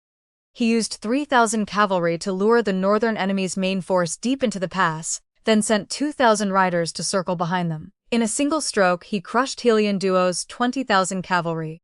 Helian Duo fled in disgrace with fewer than 100 riders. The enemy's grain and fodder were all seized by the Beihan army. When the messenger rode through the city gates at full speed, the city's people poured into the streets. Their cheers shook snow from the battlements. Some people set off firecrackers. Others dropped to their knees and kowtowed. Chun Xing grabbed my hand and jumped with joy. Cook Li seized a large ladle and struck it against a pot in a burst of ringing noise. Even Matron Zhou's stone-like face showed the faintest smile. On the day Xiao Yan returned, I waited for him at the gates of the prince's residence. He sat on horseback with blood still staining his boots. His face bore the exhaustion of days of fighting, but his eyes remained bright and piercing. When he saw me at the entrance, he gave a slight pull at the reins. "Did you practice riding?" he asked. "I did. Show me when I turn back." Then he rode through the gates. I stood there, pressing down the corners of my mouth, but I could not fully suppress the small upward curve. That evening, Xiao Yan held a victory banquet in the main hall. The generals drank heatedly. Zhao Pelu stood with one foot on a stool and shouted as he played a drinking game, his voice loud enough to lift the roof. Pei Changyuan sat in the corner drinking slowly. Occasionally our eyes met, and he gave me a small nod. This time, when old Zhao saw me, he did not glare. He even raised his wine bowl toward me a few times and said in a rough voice, "We owe you for that grain and fodder." Without waiting for my reply, he tipped the wine into his mouth. I carried in a pot of freshly brewed tea and set it before Xiao Yan. He took a sip and his brow moved almost imperceptibly. "You changed the tea leaves?" "It is ginger tea," I said. "Your Highness has just returned from the battlefield, and you have been exposed to the cold. Green tea would harm your stomach." Xiao Yan looked at me but said nothing. Still, he finished the entire pot of ginger tea. The banquet did not end until late at night. Xiao Yan rose and headed toward the rear courtyard. After a few steps, he noticed that I was following and paused. "Why are you following me?" "I came to walk your Highness back to your courtyard." Xiao Yan raised a brow. He neither refused nor agreed. He simply continued forward. I followed 3 steps behind him. We passed through the corridor and a moon gate until we reached the entrance to his courtyard. Xiao Yan stopped and turned to face me. Moonlight fell across him, softening the lines of his face. He had removed his armor and changed into a dark blue robe. Its collar hung slightly open, revealing an old knife scar across his collarbone. "You have been here for half a year," he suddenly said. "Yes. To be honest, I never expected you to survive this winter." "Neither did I said truthfully. Beihan's winter was 10 times harsher than I had imagined. Yet I had endured it. I had learned to ride and shoot, and I had gained a foothold in this residence." Xiao Yan leaned against the courtyard gate with his arms crossed. The night wind stirred his robe. His eyes looked especially deep in the moonlight. "When I brought you here, I said that if you survived this winter, I would acknowledge you as my secondary consort." My heart suddenly beat faster. "Tomorrow, have Matron Zhou prepare a proper courtyard for you." His tone was flat, as though he were discussing something unimportant. "What kind of impression does it make for you to live in that broken room?" After saying that, he pushed open the courtyard gate and went inside. I stood where I was. The night wind poured into my collar, but I felt warm all over. The next day, Matron Zhou came as expected. She brought several servants to move my things from the broken little courtyard to an eastern courtyard called Chiwu Courtyard. The courtyard was not large, but it was clean and orderly. It had 3 main rooms and 1 side room. A jujube tree stood in the yard, its bare branches holding several sparrows. Chunqing cried happily as she arranged my belongings one by one. She hung Dawnbreaker on the wall above my bed. "Now Miss will see it first thing every morning." Matron Zhou stood in the courtyard, her face stern as she spoke to me. "His Highness says that from now on, Madam does not need to work in the kitchen or laundry room. But he also says that Madam's riding and archery must not stop. Continue as before every day." "I understand." Matron Zhou looked at me and the corner of her mouth moved as though she wanted to say something. In the end she said nothing and turned away. Once she was gone, Chunqing leaned close and whispered, "Miss, Matron Zhou called you Madam just now." "Yes." She had called me Madam. It was the first time she had called me that. Not Miss, not the one from the Shen family, but Madam. That afternoon, Xiao Yan had someone deliver a set of riding clothes. The outfit was black, with silver cloud patterns embroidered at the cuffs and collar. The cloth was not exceptionally fine, but it was durable, the work of a local Beihan tailor. Along with the riding clothes came a pair of deerskin riding boots. The shafts reached exactly to my calves, and once the straps were tied, they made walking easy and neat. Chunqing touched the boots and clicked her tongue in admiration. "Miss, His Highness is paying quite a bit of attention to you." I glared at her. She covered her mouth and smiled until her eyes curved. The days passed one after another. I had been in the Prince of Beihan's residence for almost a year. During that year, the northern enemy came twice more, once at the end of spring and once at the end of summer. Xiao Yan drove them back both times. Zhao Pelu was injured in the second battle, when an enemy arrow pierced his shoulder blade. He lay in bed for 2 months. I visited him twice. The first time he glared and told me to leave. The second time he did not tell me to leave. He even asked me to pour him a bowl of water. Pei Changyuan said, "Zhao Pelu is that kind of person. He remembers grudges for a lifetime, but once he accepts someone, he remembers that too. Since he is willing to drink the water you pour, he has accepted you." I did not know whether Zhao Pelu had truly accepted me, but after that, he at least stopped looking at me with hostility. By autumn, the poplars outside Beihan City had turned completely yellow. When the wind blew, leaves fell across the official road in a rustling blanket. Chasing wind's hooves made soft, crisp sounds as they stepped across them. On the 18th day of the 9th month, an imperial decree shattered Beihan's calm. The eunuch delivering it was surnamed Liang. He was a middle-aged man with pale skin and no beard, who spoke with exaggerated affectation. Standing in the main hall of the prince's residence, he unfolded the bright imperial decree and read a long, ornate proclamation. Its meaning was that the emperor appreciated the years Xiao Yan had spent guarding the border and the great service he had rendered. He was summoned back to the capital to take up a post, and a banquet would be bestowed there to reward the troops. Xiao Yan knelt to receive the decree, then rose with it in hand. His expression remained mild. Eunuch Liang gathered the decree and stepped closer with a smile. "Your Highness, His Majesty has mentioned you many times. This time, when you return to the capital, His Majesty said he wishes to speak properly with you about brotherly affection." "Thank you for your efforts, Eunuch Liang," Xiao Yan said, neither warmly nor coldly. Eunuch Liang offered several more polite phrases. Then his gaze suddenly fell on me. He examined me from head to toe, his face full of smiles. "This must be Madame Shen. Lord Shen in the capital thinks of you too. He says he has not seen you for a year and asked me to inquire after your well-being." My heart sank, but my expression did not change. I curtsied. "Thank you, Eunuch Liang. Please also convey my greetings to my father." Eunuch Liang agreed with a smile and took his leave. After he was gone, Xiao Yan leaned back in his chair and tapped the tabletop. This time, his fingers moved quickly. "Your father," he suddenly said with a trace of mockery in his voice. "Shen Zhaoyuan has not written one letter to Beihan in more than a year. Now the moment an imperial decree arrives, he sends a eunuch to ask after you. What do you think he is planning?" "I do not know," I answered honestly. Xiao Yan gave a cold snort, rose, and walked to the window. He looked out at the sky for a long time before saying, "Pack your things. In 3 days you will return to the capital with me." The words "return to the capital" struck my heart like a stone. What they stirred was not a ripple, but all the sediment lying at the bottom of my memories. Shen Qinglan's laughter, my stepmother's words, my father's indifferent gaze. Everything that had been buried surged back. For 16 years in the Shen residence, no one had ever looked at me properly. Now I would return under Shen Qinglan's name, as the secondary consort of the Prince of Beihan. What expressions would they wear when they saw me? To be honest, I was looking forward to it. 3 days later, Xiao Yan set off for the capital with 500 personal guards. I rode chasing wind behind him. The scenery I saw on the journey was completely different from the one I had seen when I came to Beihan. Back then, I sat inside a small blue cloth sedan, my vision blocked by its curtain. I could see only a strip of gray sky and a corner of barren yellow earth. Now I rode on horseback, and everything between heaven and earth unfolded clearly before me. The distant snow-covered mountains, the official road stretching ahead, and farmers bending to cut wheat on both sides. Chunxing had learned to ride as well. Her skill was not as good as mine, but she could keep up with the procession. She rode a gentle chestnut mare beside me, chattering excitedly at everything new. "Miss, look, is that the direction of the capital?" She pointed southeast with excitement. I followed her finger.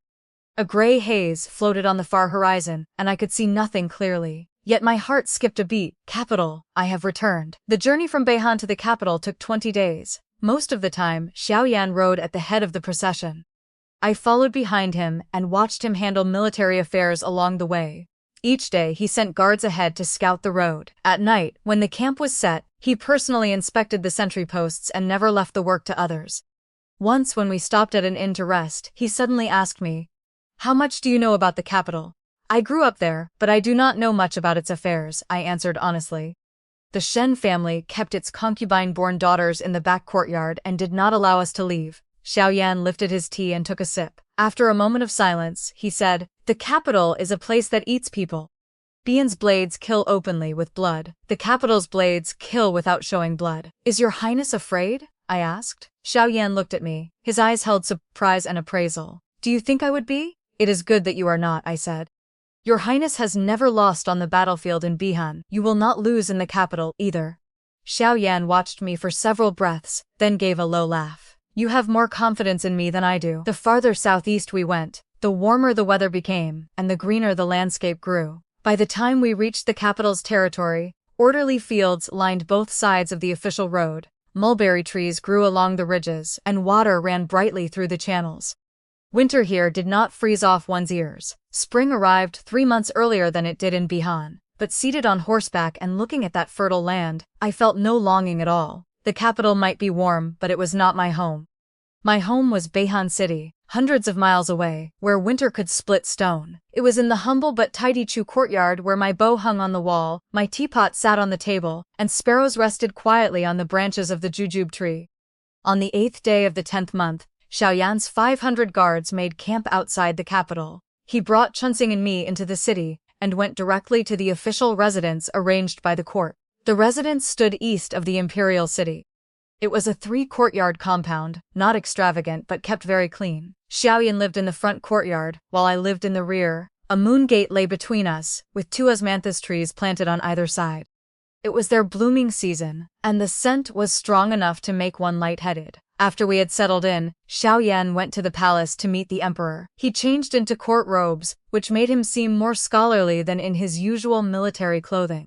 Yet the sharpness between his brows could not be hidden. Before leaving, he told me, "I may return late from the palace. Stay in this residence and do not wander around. The capital is not Beihan. Every movement you make will be watched." "I understand." Xiao Yan looked at me. He seemed as though he wanted to say something, but he did not. He turned and left. After he was gone, Chunxing began tidying the rooms. As she made the bed, she asked, "Miss, do you think we will meet anyone from the Shen family?" "Sooner or later we will." I sat by the window, looking at the 2 osmanthus trees outside. "Miss, are you afraid?" Chunxing asked. "Afraid?" I thought about it. A year ago, when I sat in that small blue-cloth sedan, I had been terrified. I feared Beihan's bitter cold. I feared Xiao Yan's violence. I feared that I would not survive the winter. But now I was no longer afraid.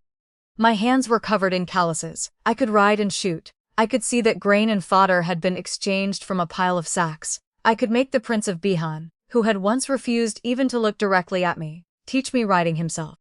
What was left for me to fear?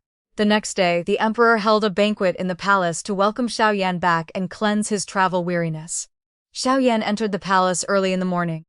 Before he left, he had Zhao Qian bring me a set of clothes. Zhao Qian carried a gilded lacquer tray. On it lay a lake blue palace gown made from fine suzhou embroidery. Silver thread formed entwining floral patterns at the collar and cuffs.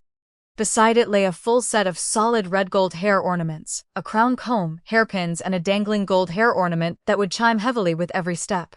Chunxing turned the outfit over and over, her mouth wide enough to fit an egg. "Miss, His Highness specially had this prepared. This fabric is even better than the outfit Shen Qinglan wore when she married." I touched the gown. The fabric was indeed excellent, as smooth as water. The red gold ornaments were solid, heavy in my palm, not thin gold plating meant to deceive people. "His Highness is giving you face," Chunxing said with a sly smile.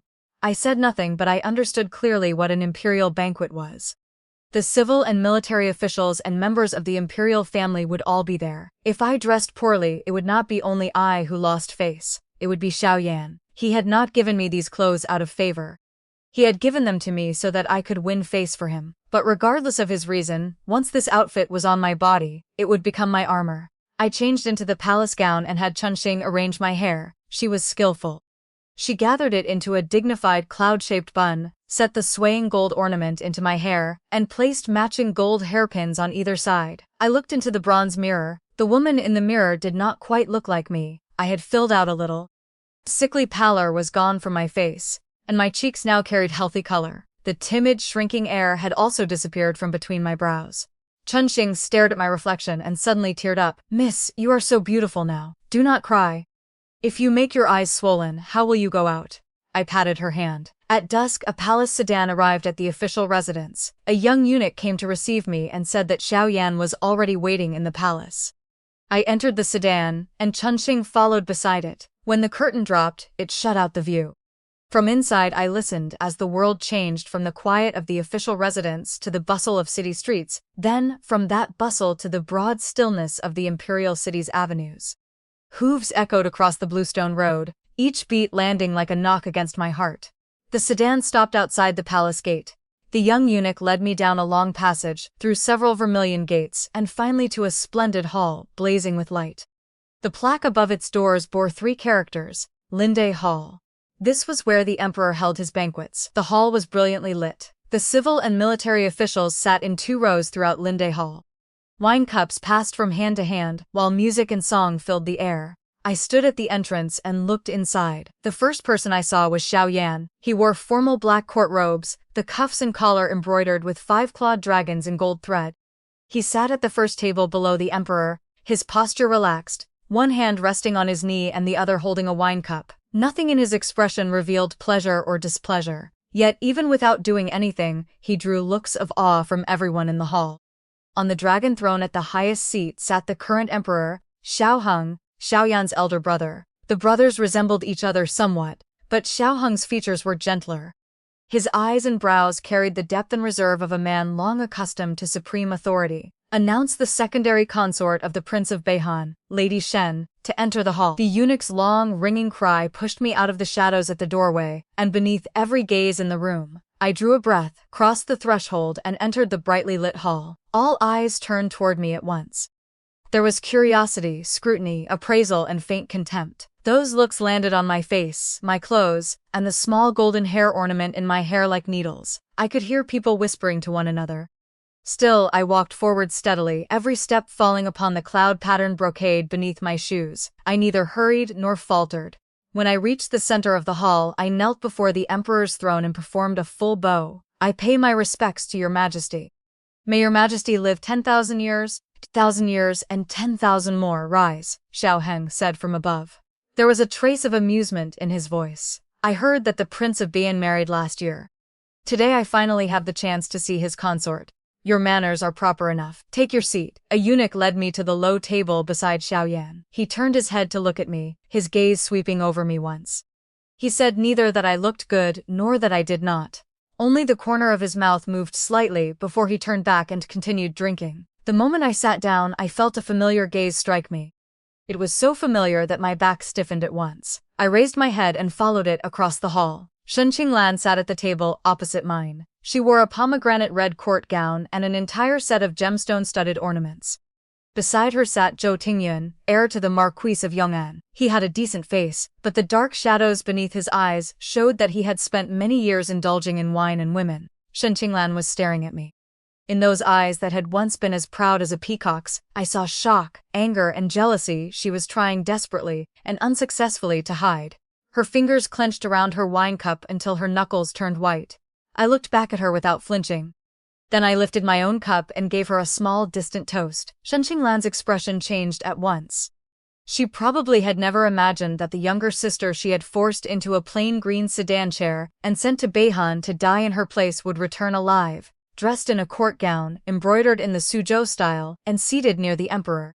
The gesture with which I had raised my cup was calm and unyielding, almost as though I were looking down at her from above. Xiao Yan seemed to notice. He turned his head and asked quietly, "Someone you know?" "My legitimate elder sister," I answered in the same low voice. Shen Qinglan, the wife of the Marquis of Yong'an's heir. Xiao Yan glanced at Shen Qinglan across the hall. A meaningful curve touched his lips.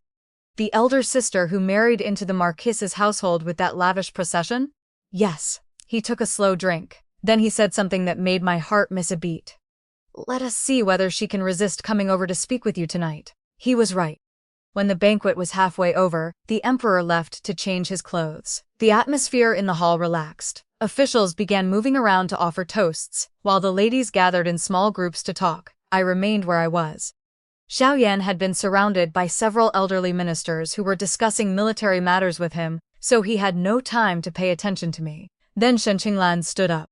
Holding a cup of wine, she walked toward me with measured grace, although she moved quickly enough that the hem of her skirt whispered over the floor. When she stopped before me, she was smiling, but there was no warmth in her eyes. Her eyes were filled with blades. "Seventh sister, it has been a long time." Her voice sounded affectionate, but every word seemed forced through clenched teeth. "Your elder sister thought you were suffering in Beihan. I did not expect you to be doing so well." I stood and touched my cup to hers. "Thanks to elder sister's good fortune, Beihan is cold, but one grows accustomed to it." Her smile stiffened for a moment, then she leaned closer and lowered her voice. "Do not think that wearing those clothes makes you a real royal consort. You are nothing but an impostor. Your name is mine. Your identity is mine. What do you have to be proud of before me?" I looked at the face that had twisted slightly under her suppressed rage and suddenly found it amusing. A year ago she had spoken to me with that same lofty manner. Back then I had knelt on the ground and begged her to say one word for me. She had not even looked at me. A year later she still spoke as though I should forever be kneeling at her feet. But I was no longer the Shen Qingwan who had once knelt on the ground. I raised my cup and took a slow drink, then smiled at her. Elder sister is right, my name is yours, my identity is yours. But do not forget that I am now the secondary consort of the Prince of Beihan, and I am the one seated before the Emperor. You can shout the name Shen Qinglan 10,000 times, but the person everyone recognizes is still this face of mine. Shen Qinglan's face went white. Her hand trembled around the cup and the wine inside nearly spilled. She opened her mouth as though she wanted to say something, but Xiao Yan's voice sounded beside us. Madam, come here. I turned. Xiao Yan had already left the group of elderly ministers and was standing several steps away, looking at me. He beckoned with a casual, natural movement, as though calling someone who belonged at his side. I set down my cup and gave Shen Qinglan a slight nod. Elder sister, please take your time, the prince is calling me. Then I turned and walked toward Xiao Yan. Before I could reach him, he stretched out his hand and caught my wrist. His palm was dry and warm. His grip was not harsh, but it drew me to his side with just the right amount of strength. He looked down at me once. His voice was not loud, but several officials and ladies nearby heard him clearly. Come with me to offer His Majesty a toast. He led me by the wrist past Shen Qinglan and across half the hall toward the Emperor's throne. The entire hall looked at us again. This time I did not lower my head because Xiao Yan's hand was still around my wrist. It was a silent declaration to everyone present. This woman belongs to the Prince of Beihan. To touch her is to touch him. Shen Qinglan remained where she was, and the expression on her face was a sight to behold. By the time the imperial banquet ended, it was close to 10 that night. I followed Xiao Yan out of Linda Hall. The night wind rushed toward us and cooled the heat the lamps had left on my face. Xiao Yan walked ahead in long strides. After a few steps, he suddenly stopped and turned to look at me. You did well today.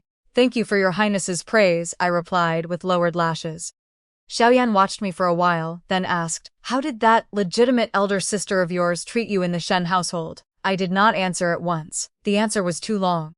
I did not know whether to begin with the time she pushed me off the rockery when I was 6, the time she cursed me as the daughter of a lowly servant before all the sisters when I was 10, or the time she wept and begged me to go die in her place when I was 16. Those things are in the past, I said at last. Xiao Yan did not press me.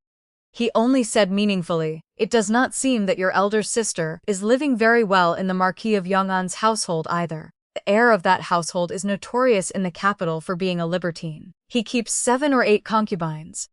The way she looked at you today was full of hatred. Of course she hates me, I said. In her eyes I am only a discarded pawn. Seeing that a discarded pawn lives better than she does hurts her more than anything else. Xiao Yan gave a low laugh, then let her feel worse. We still have many days left in the capital. There is no need to hurry. That night, I lay awake in the bed at the residence turning over and over. The face that kept returning to my mind was not Shen Qinglan's twisted expression. It was the warmth in Xiao Yan's palm when he held my wrist. It was not scalding, but it was like a spark that lit a corner of my heart that had been sealed beneath ice and snow for a very long time. Still, I knew this was not the time to think about such things. The Shen family, Shen Qinglan, the Marquis of Yong'an's household, and the unseen currents of the court all lay ahead of me. The great net of the capital had only just begun to spread. Early the next morning, Zhao Qian brought me an invitation from the Shen residence. The card was red and gilded. It invited the secondary consort of the Prince of Beihan to return to her natal family. I looked at the invitation, and the corner of my mouth slowly lifted. The Shen family, which had never allowed me to step into the main hall during 16 years of my life, was now respectfully sending a card to invite me home. Are you going or not? Chunxing asked nervously beside me. I closed the invitation and set it on the table. Why would I not go? The morning after the invitation arrived, Xiao Yan asked me over breakfast, when do you plan to go? Tomorrow. I picked up a slice of salted vegetable, put it into my bowl of porridge, and stirred it. I have already accepted the invitation. Not going would only make me look guilty. Xiao Yan glanced at me over his porridge. He was not wearing formal court robes that day, only a dark gray cotton robe with the sleeves rolled up twice to reveal his strong forearms. At the residence in the capital, where there were no outsiders, he was much more relaxed than in Beihan, and did not speak with the same strict restraint. Your father, Shen Zhaoyuan, has been very active at court lately, he said in a tone as casual as if he were discussing the weather. There is an open assistant minister's post at the Ministry of Revenue. He has been watching it for half a year. These past few days he has been entertaining guests and sending gifts everywhere. Someone even delivered 2 jars of so-called 100-year-old wine to me on his behalf. Did your highness accept them? Why would I? Xiao Yan snorted. Do I lack 2 jars of his wine? I did not respond. I lowered my head to drink porridge, but my thoughts were churning. I knew Xiao Yan better than anyone. He was the kind of man who calculated even the last copper coin down to the bone. If he had sent gifts to Xiao Yan, it meant he feared him. And if he feared Xiao Yan, it was not because he had done something to wrong him. It was because he was planning something that required Xiao Yan's approval. The Ministry of Revenue was no clean, insignificant office. It was a lucrative post that controlled the empire's money and grain. When you go tomorrow, do something for me. Xiao Yan set down his bowl, took a letter from his sleeve, and pushed it across the table to me. The envelope was blank, without a name. Its wax seal bore the mark of the Prince of Beihan's residence. Give this to your father. Tell him it is my return gift. I picked up the thin letter. There was probably only a single sheet inside, and even when I held it to the light, I could not see what had been written.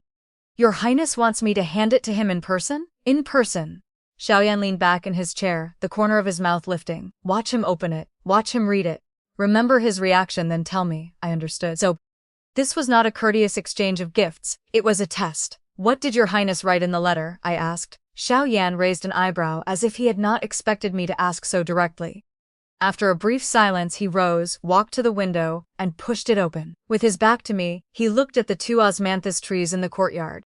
I told him that I have not forgotten how the Shen family deceived me by passing off a concubine-born daughter as a legitimate bride. If he wants me to overlook it, he must show some sincerity. What kind of sincerity? Xiao Yan turned back. Morning light streamed in behind him, casting shifting shadows over his face. How many connections does Xiao Yan have in the Ministry of Revenue? How much grain can he help obtain for the Beihan army? He knows what I need. I have been fighting in Beihan for so many years. What I lack most is not soldiers. It is grain. Those lords at court make approving provisions more difficult than climbing to heaven. But Xiao Yan has spent his whole life in the Ministry of Revenue. He has a way. The letter in my hand suddenly felt heavier than a brick. Xiao Yan was using the Shen family's lie as leverage for the Shen family's connections. If Xiao Yan yielded, he would tie the Shen family to the Prince of Beihan's war chariot. If he did not, Xiao Yan could expose the sham marriage before the emperor at any time. Deceiving the sovereign was a crime grave enough to bring ruin upon the entire Shen family. I understand, I said. I put the letter into my sleeve and rose to bow. Tomorrow, when I return home, I will deliver it. There is one more thing. Xiao Yan returned to the table, picked up his chopsticks, and continued eating as though mentioning something unimportant. I looked into the husband of your legitimate elder sister, Zhou Tingyun, heir to the Marquis of Yong'an. He is far worse than his father. He is proficient at eating, drinking, gambling, and chasing women. The only thing he is not proficient at is doing anything useful. Over the years, he has squandered more than half the family fortune of the Marquis's household. It has survived only because your father, Shen Zhaowan, has been secretly supporting it. Do you know why your father supports the Marquis of Yong'an's household? I shook my head. Because the Marquis of Yong'an holds an edict left by the late emperor. Xiao Yan's hand paused as he reached for food, and his voice lowered. I have not found out exactly what it says, but it is said to concern the choice of a crown prince. Your father wants to use the Marquis of Yong'an's hidden connection to secure a way out for the Shen family. The words choice of a crown prince were like a basin of ice water poured over my head. The current emperor had 3 sons. The first prince was born of the empress, but was frail and often ill. The second prince had been born to a woman of low status, but had earned great merit in war. The third prince was still young, but he was the emperor's favorite. The court had fought openly and secretly over the succession for years. No one dared speak of it openly, but everyone was working beneath the table. Shen Zhuan had involved himself in such a matter that could cost him his head. I am not telling you this to frighten you, Xiao Yan said. His eyes were steady and sharp. I am telling you so you understand. Tomorrow when you cross the Shen family's threshold, you will not be facing only your father, stepmother, and elder sister. You will be facing the unseen net behind your father. Every word and every action of yours may be used as leverage against me. I understand, I said after taking a slow breath. I will not cause trouble for your highness. Xiao Yan looked at me, then set down his chopsticks. His expression turned serious. It is not that I am worried you will cause trouble. I am telling you that if anyone in the Shen household dares harm you, you do not have to endure it. He paused, then said the words that made my heart stop. You are mine. Whoever touches you I will deal with. The next morning, I changed clothes and took Chunxing and 4 personal soldiers Xiao Yan had assigned to me. We rode in a carriage bearing the emblem of the Prince of Beihan's residence toward the Shen household. The carriage rolled through the streets of the capital. Chunxing sat beside me, her palms slick with sweat. She had been nervous since the night before. She had tossed and turned without sleep, pulling at me to ask again and again whether I was afraid. I had said I was not. Yet when the carriage turned into the alley I had walked for 16 years, my heart still beat faster. The Shen residence looked the same as ever. Its great gates were painted vermilion, with 2 stone lions before them. The characters Shen residence gleamed in gold on the plaque above the door. The gates stood wide open that day, with 2 rows of servants waiting outside. At their head stood the steward, dressed in a brand new blue robe and bent respectfully at the waist below the steps. When the carriage stopped, he and the servants dropped to their knees together. "We welcome your highness home." His voice dragged out so loudly that even the dogs in the alley began barking. I lifted the curtain and stepped down from the carriage. The steward looked up at me, his face full of a fawning smile, but when he clearly saw my face, the smile froze. He recognized me, of course he did. I had lived in the Shen residence for 16 years. How could the steward not know me? Yet his expression showed that he had never expected the soot-stained girl who had been forced into a plain green sedan chair a year ago to return in fine Suzhou embroidery, riding in the Prince of Beihan's carriage with 4 broad-shouldered soldiers behind her. "Steward Shen," I said with a slight nod, my voice calm, "are father and mother at home?" They are. He hurriedly climbed to his feet and bowed as he led the way. "Master and madam have been waiting in the main hall since early morning. The second young lady has returned as well, along with the son-in-law." I stopped walking. The steward froze, then realized what he had said and slapped himself. "This old servant deserves death." "I meant the eldest married daughter, the wife of the Marquis of Yong'an's heir. She is waiting in the main hall as well, your highness." The eldest married daughter. In the Shen family's eyes, Shen Qinglan was the true married daughter of the house. The girl sent away in her place, probably did not even deserve a name in the Shen family register. Without changing my expression, I walked through the Shen residence gates. The courtyard was still the same courtyard, and the rockery was still the same rockery. As I passed it, my steps slowed for a moment. When I was 8, Shen Qinglan had pushed me from that rockery. I broke my left arm. Not only did my stepmother refuse to summon a doctor, she forced me to kneel in the ancestral hall for an entire night, saying I had fallen carelessly and disturbed the peace of the household. Now, as I passed the rockery, my left arm had long since healed. Yet a dull ache still seemed to linger in the crevices of the bone. The doors of the main hall stood open. Shen Zhaoyuan and Lady Zhao sat side by side at the front. Shen Qinglan and Zhou Tingyun sat on either side, along with several branch relatives I barely recognized. The hall was more elegantly furnished than it had been a year before. 2 new rosewood screens had been added, and an expensive blue and white porcelain vase stood upon a high stand in the corner. It seemed the Shen family had been living quite well. The instant I stepped into the hall, everyone rose. Shen Zhaoyuan was the first to come forward. He wore a fatherly smile that made my stomach turn. "Qinglan," he nearly called the wrong name, then forced a turn. "Qingwan, you are home. Your father has missed you terribly this past year. Come, let father see whether you have lived well in Beihan. Has the prince treated you well?" He reached for my hand. I shifted half a step aside without drawing attention to it, and his hand caught only air. "Your daughter greets father." I bent my knees in a respectful but distant bow. "Your daughter greets mother as well." Lady Zhao remained seated in the hall. She only nodded slightly, her smile held too tightly on her face. I was a concubine-born daughter, while Shen Qinglan was legitimate. Perhaps Lady Zhao thought that rising for me would disgrace her, but she had forgotten that I was no longer merely the Shen family's concubine-born daughter. I was the secondary consort of the Prince of Beihan. Though I was not his principal consort, I held an official rank. Lady Zhao, a woman without a court title, should have bowed to me. I did not point it out. I simply stood there quietly and let her consider it for herself. Sure enough, Lady Zhao's expression changed several times. At last, unwillingly, she rose from her chair and gave me a stiff bow. "Your Highness must have had a tiring journey." "Mother is too courteous," I replied, returning half a bow with exact propriety. Shen Qinglan stood beside Lady Zhao, holding a snow-white Persian cat. She had not said a word to me from beginning to end. Her eyes were red, as though she had not slept the night before.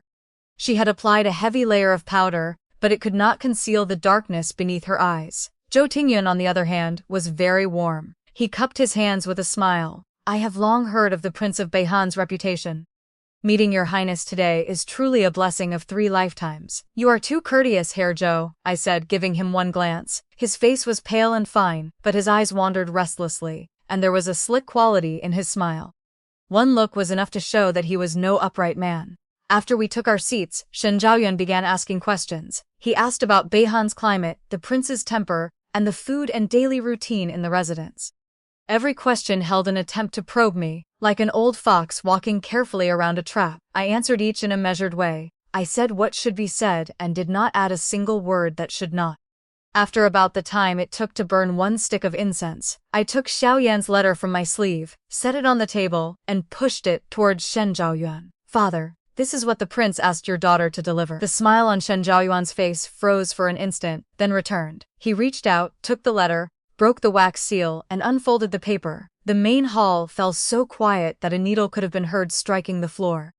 I watched Xiao Yuan's face as he read. First his brow furrowed faintly, then his face darkened bit by bit. Finally it turned completely white. It was not an act. He had truly been frightened white. The hand holding the letter trembled, and fine beads of sweat appeared at his temples. Lady Zhao noticed that something was wrong and leaned forward to look at the letter. Xiao Yuan abruptly folded it and shoved it into his sleeve. Father, what did the prince say in the letter? Shen Qinglan could not help asking. Nothing. Xiao Yuan forced out a smile, but it looked worse than crying. The prince merely asked after us. He said it was nothing, but during the entire banquet that followed, he was distracted. While eating, he knocked a bowl down with his chopsticks. While drinking tea, he burned his tongue. Even Lady Zhao, who disliked me most, lowered her voice to ask whether he was unwell. After the banquet, Xiao Yan invited me alone to his study. The Shen study was a 2-story pavilion. The first floor was filled with bookshelves crammed with ancient texts of every kind. As a child, I had secretly read many of those books. If Xiao Yuan discovered me, he would strike my palms with a ruler. Now, however, he personally pulled out a chair and asked me to sit. Qingwan, he called me by my real name. His voice carried a gentleness I had never heard before. In 16 years, he had never called me that way. In his mouth, I had always been that girl or old seventh. Father, please speak. I did not respond to that single word, Qingwan. I only sat properly with my hands folded on my knees. Xiao Yan took his place behind the desk. His 2 hands rubbed back and forth over the tabletop before he finally spoke. The prince appreciates me. It is not that father is unwilling to help.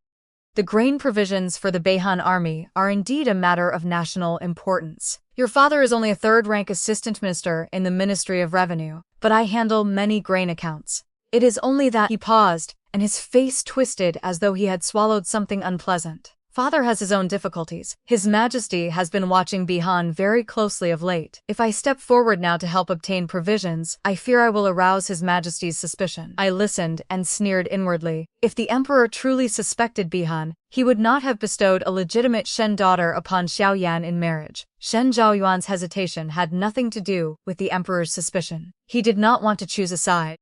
He wanted to place bets on both. He wanted to maintain ties with the Prince of Beihan, while keeping the hidden connection through the Marquis of Yong'an's household. Before the question of succession was settled, he did not want to offend anyone.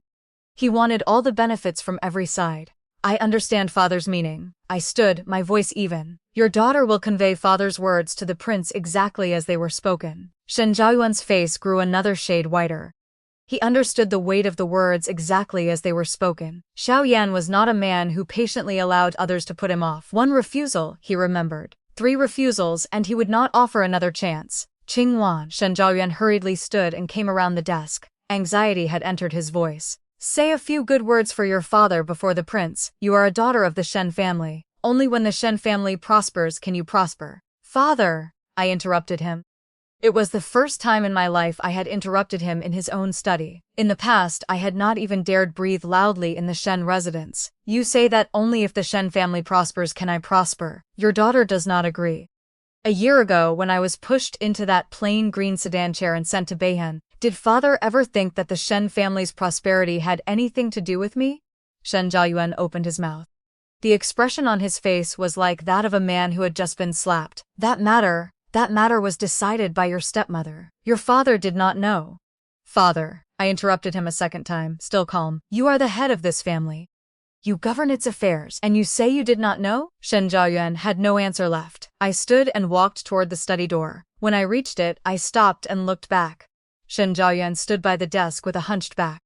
His expression was complicated. Shock, anger, fear, and a coldness I had watched for 16 years that finally no longer made my heart ache. Father has given the Marquis of Yong'an's household a great deal of silver. The prince knows it. I lowered my voice until only he could hear. The prince also knows about the late emperor's testament. Shen Zhaowan's face turned deathly pale. He staggered backward and struck the desk, knocking a stack of ledgers to the floor. He did not even look at them. He stared at me in terror. The prince? The prince knows everything? I looked at his face twisted by fear, and an indescribable feeling rose in me. It was neither satisfaction nor pity. It was an empty, quiet relief. The man who had seemed so tall, powerful, and impossible to defy in my childhood memories was no more than an old man who shook all over once someone seized the vital weakness that held his life. Father, take care of yourself. I pushed open the study door and walked away without looking back. The moment I left the study, I ran into Shen Qinglan. She leaned against a column in the corridor, still holding the Persian cat. Her eyes were fixed directly on me.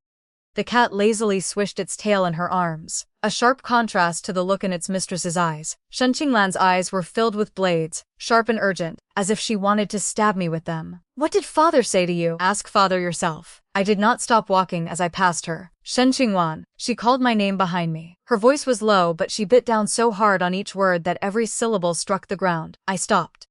Do not think that you can swagger before me, just because you have attached yourself to the Prince of Beihan. Shen Qinglan stepped in front of me, lifting her chin in that familiar superior pose. What is the Prince of Beihan? He is only a rough brute who has killed too many men. The emperor has long wanted to strip him of his military power. Once the northern enemy is pacified, let us see how many more days he can remain so proud. I looked at her and suddenly smiled. Elder sister, before you speak, at least look behind you and see whether the walls have ears. Shen Qinglan's expression changed. She turned instinctively to look behind her. Of course, there was nothing there, only the empty corridor and fallen blossoms scattered across the ground. When she turned back, humiliation had turned to rage, and she was about to speak. I spoke first. Whether you are living well in the Marquis of Yong'an's household is not something I need to explain. You can see the dark circles beneath your own eyes when you look in the mirror. My voice was neither loud nor low, neither hurried nor slow. Last month, Zhou Tingyun brought another concubine into the house. I heard that she had once been your own maid. You married with a lavish dowry that cost nearly half the Shen family fortune. He used it all to fill his gambling debts. Elder sister, do you really think you are living better than I am? Shen Qinglan's face went completely white. She gripped the cat so tightly that it gave a startled cry and jumped from her arms. It ran far away while Shen Qinglan stood where she was like a statue frozen in ice. How do you know? Why do you care how I know? I took one step closer until only half a pace separated us. I lowered my voice until only she could hear. Elder sister, I have not forgotten a single word you said at the imperial banquet. You said my name was yours and my identity was yours. But look at the Shen residence now. The people kneeling at the gate to welcome me are father's servants. The one who served me tea was mother. Even father had to beg me in the study to speak well of him before the prince. I looked at the tears rising in Shen Qinglan's eyes and felt no softness at all. You think you have won, but you have been married into the Marquis of Yong'an's household for a year. Other than that moment of glory, when your lavish bridal trousseau stretched along the road for miles, what do you have left? Whenever Zhou Tingyun visits one of those concubines, what do you think about as you sit alone in an empty room? When you look at the shrinking numbers in the account books, are you afraid? Enough! Shen Qinglan staggered backward, her voice sharp enough to cut through the quiet corridor. Shut up! I did not stop. In Beihan, I rise every morning to practice riding and archery. My hands have grown calloused, and the skin on my legs has been rubbed raw. Yet now I can sit, steady on horseback for an hour without falling. I helped the prince uncover the diverted provisions. I helped clear the corrupt accounts in his residence. The prince taught me to ride, gave me a bow, brought me to the palace banquet, and held my hand in front of the entire court. Elder sister, how do you think I am living? Shen Qinglan swayed and braced herself against the column. At last, tears rolled from her eyes. Even when she cried, she was lovely in the way pear blossoms looked after rain. It was the same look she had used to manipulate father. Yet beneath those tears, I could see collapse. Everything she had depended on, the identity of a legitimate daughter, the glory of her lavish bridal trousseau, and her lofty arrogance had come crashing down in front of me. You can hate me if you want. I stepped back, and my voice returned to calmness. But you should not hate the wrong person. The people who truly pushed you into the fire were not me. They were father and mother. They were the ones who could not bear to give up the marriage to the Marquis of Yong'an's household. They made you marry into that household, and they pushed me to Beihan. Elder sister, you and I were both pieces on the Shen family's board. The only difference is that this piece survived, and she is living better than you are. After saying that, I turned and left. Shen Qinglan spoke behind me, her voice hoarse. Just wait, I will not let this end here. I did not stop. I walked past the corridor, past the rockery, and out through the Shen residence gates. Only after I had climbed into the carriage did I realize that my clenched fists were soaked with sweat. Chun Xing looked at my face carefully and offered me a handkerchief. Miss, are you all right? I took it and wiped my palms. Then I leaned against the side of the carriage and closed my eyes. What kept circling in my mind was not Shen Qinglan's tears. It was Shen Zhaoyuan's pale face in the study, and the ledger that had fallen from his desk drawer. When the ledger fell open on the floor, I had caught a single glance. One glance was all it took for me to understand what Shen Zhaoyuan was afraid of. The ledger did not record ordinary income and expenses. I had read the entries clearly. Money paid to Liang Zhongye, 3,000 taels of silver. Money paid to Liang Zhongye, 5,000 taels of silver. Money paid to Liang Zhongye, 1,000 taels of silver. Every date matched exactly with the time the grain provisions had been diverted. The grain had been switched at the Liangzhou post station. The Shen family's silver was there, and Shen Zhaoyuan had recorded every payment with perfect clarity. When I saw those entries in the study, I did not let my expression change, but my heart had leaped into my throat. Shen Zhaoyuan had not been ignorant. He was one of the main planners behind the diversion of the grain provisions. After returning to the residence, I did not go to Xiao Yan at once. I shut myself in my room, sat by the window, and looked at the 2 osmanthus trees outside as I went through everything I had seen in the Shen residence from beginning to end. Shen Zhaoyuan's ledger recorded enormous sums paid to Liang Zhongyi. The dates matched the dates when the grain had been switched. That meant Shen Zhaoyuan not only knew about the diversion of provisions, he was likely one of its masterminds. But what could a Ministry of Revenue official gain by diverting the Beihan army's grain? The diverted grain had to be sold. The money from its sale had to be received by someone. Shen Zhaoyuan did not lack money. Or rather, he did not lack small money. He lacked a great deal of money. The Shen household had been living beyond its means for years. It had to support the Marquis of Yong'an's household and keep up the appearance of an old aristocratic family. Every direction required money. If he could bite off a share from the Beihan army's grain stores, he could both line his own pockets and, at a crucial moment, use this evidence as a pledge of loyalty to some greater power, a greater power. Xiao Yan's earlier words suddenly flashed through my mind. The Marquis of Yong'an held an edict left by the late emperor, one said to concern the choice of a crown prince. The Marquis of Yong'an, Zhou Yonghan, was Zhou Tingyun's father, Shen Qin's father-in-law, and Shen Zhaoyuan's in-law. What if Shen Zhaoyuan had not diverted the provisions merely for money? What if he had done it to raise military funds for a certain prince supported by the Marquis of Yong'an? What if the diverted grain had never been sold at all, but had been transported to the fief of a powerful prince and placed in the hands of that prince's private army? The thought made my back turn cold in waves. This was not simple theft of provisions. It was treason. Shen Zhaoyuan, that old fox, was gambling with more than the future of the Shen household. He was gambling with the entire court and the empire itself. I rose and paced twice around the room, frightening Chun Xing. Miss, what is wrong? Why has your face gone so pale? Go ask the prince to come, I said. Tell him I have something urgent to report. Chun Xing answered and ran out. Less than a quarter of an hour later, Xiao Yan pushed open the door. He seemed to have just returned from outside. He was still wearing an outer robe, and the wind had ruffled his hair. The moment he entered and saw my expression, his brow tightened. What happened? I closed the door and told him everything about the page of ledger I had seen in Shen Zhaoyuan's study. I did not exaggerate. I spoke only of facts. The sums paid to Liang Zhongyi, the matching dates, Shen Zhaoyuan's frightened reaction, and the way he had nearly collapsed when I mentioned the late emperor's testament. After I finished, Xiao Yan was silent for a long time. He stood before the window with his back to me, his hands clasped behind him. Slanting sunlight streamed through the window and laid a golden edge across his broad shoulders. I could not see his expression, but I could see that the hands behind his back slowly tightened into fists. Your Highness, I said as I approached him, lowering my voice, Shen Zhaoyuan did not steal provisions merely to sell them for money.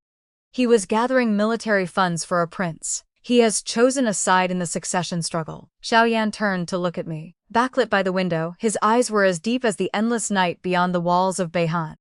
Yet beneath that darkness, something was burning fiercely. Are you certain? His voice was low and rough. I do not dare say I am completely certain. I met his gaze and spoke one word at a time. But I dare say that if we obtain all of Shen Zhaoyuan's ledgers, we can follow the trail to the power behind him. Diverting military provisions is a capital crime. Colluding with the enemy and betraying the realm brings the most severe punishment. If Shen Zhaoyuan had no one behind him, he would not dare do something this large. Xiao Yan stared at me for a long time. Then he reached out and pulled me before him. It was not a gentle motion. It was the habitual movement of a commander in war. He caught my wrist firmly and drew me forward with a force that allowed no refusal. Once I stood before him, he released me and lowered his head to look at me. His voice was so low it was nearly a whisper. I have waited many years for this day. I froze. I have long known that people at court were obstructing Beihan. Supplies were deducted, grain shipments delayed, intelligence leaked.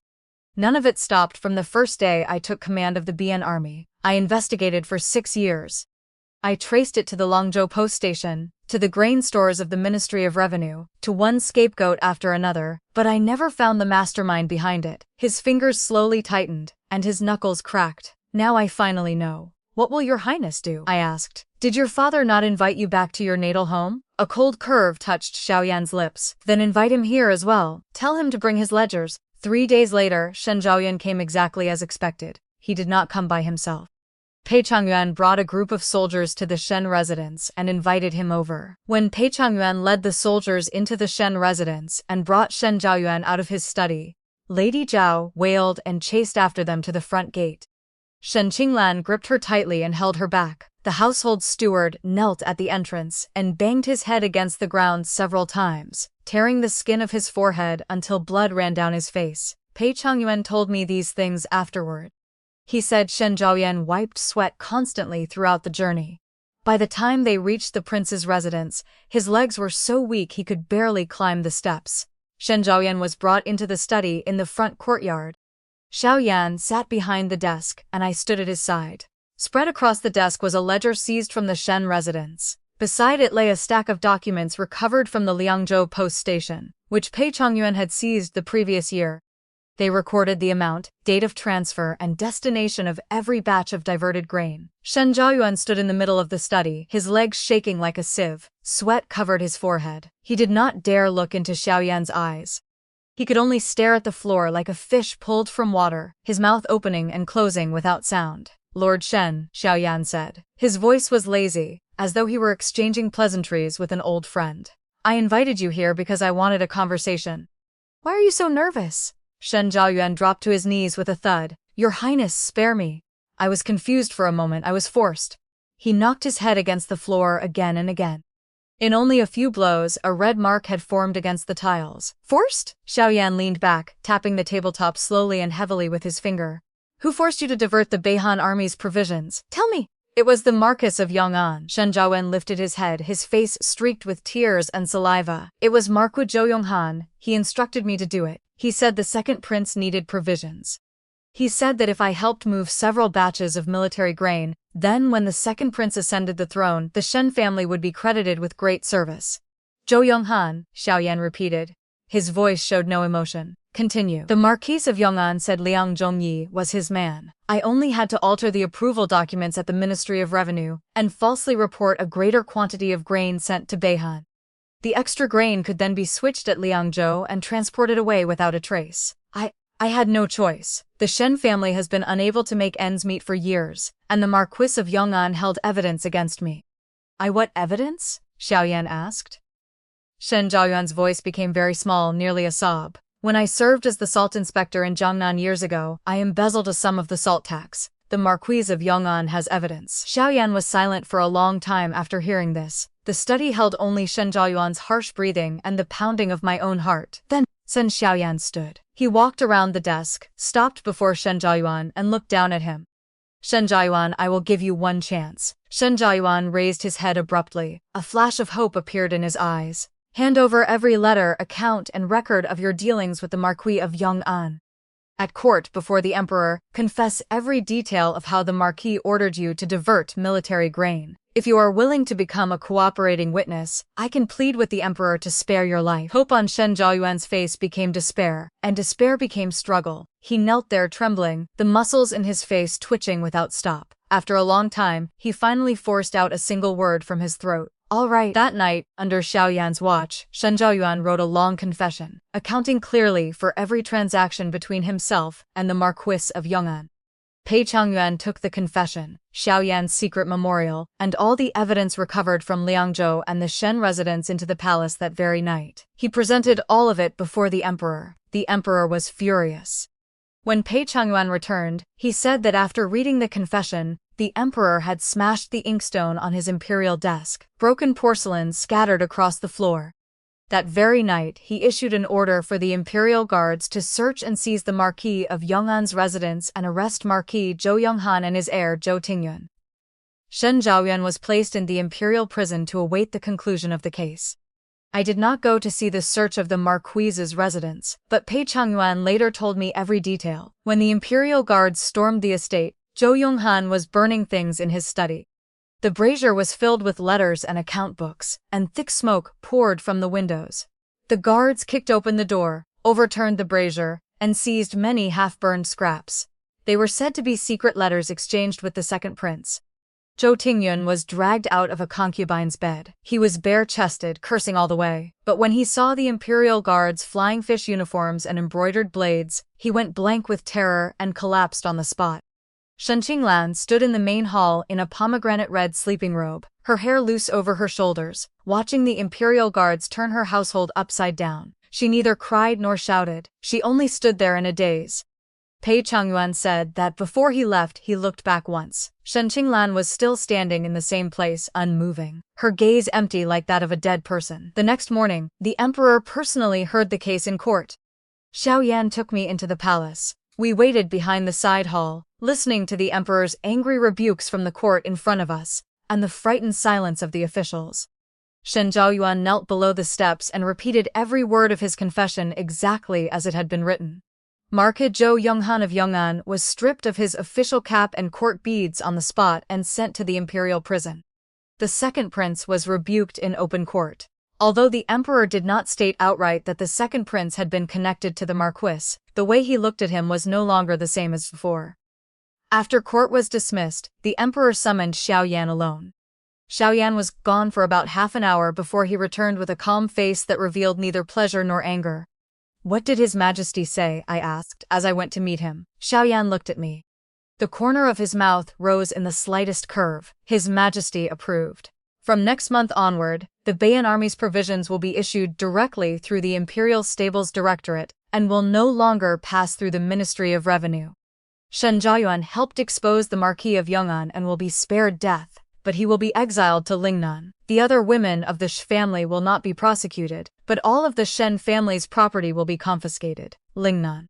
A place where winter would not freeze one's ears but summer could steam a person alive. Whether Shen Zhaoyuan's old body could survive the journey there was uncertain. "And the Marquis of Yong'an?" I asked. "Zhou Yonghan has been sentenced to death, pending final review. Zhou Tingyun has been stripped of his title as heir and sent to the border to serve in the army. The Marquis of Yong'an's estate has been sealed, and all its property confiscated." After speaking, Xiao Yan lowered his head to look into my eyes. "The matter of the Shen family ends here." His voice was soft, but it carried a force that did not allow doubt. "From now on, you have no connection to the Shen family at all. You are a person of the Prince of Beihan. You were before, and you will be from now on." I lowered my lashes and nodded. My mouth said yes, but my heart was thinking of something else. The Shen family was gone. Shen Qinglan's dowry was gone. The Marquis of Yong'an's estate was gone. In one night, she had gone from the young madam of a marquis's household, who had married amid a lavish red bridal procession, to the wife of a criminal with no roof left over her head.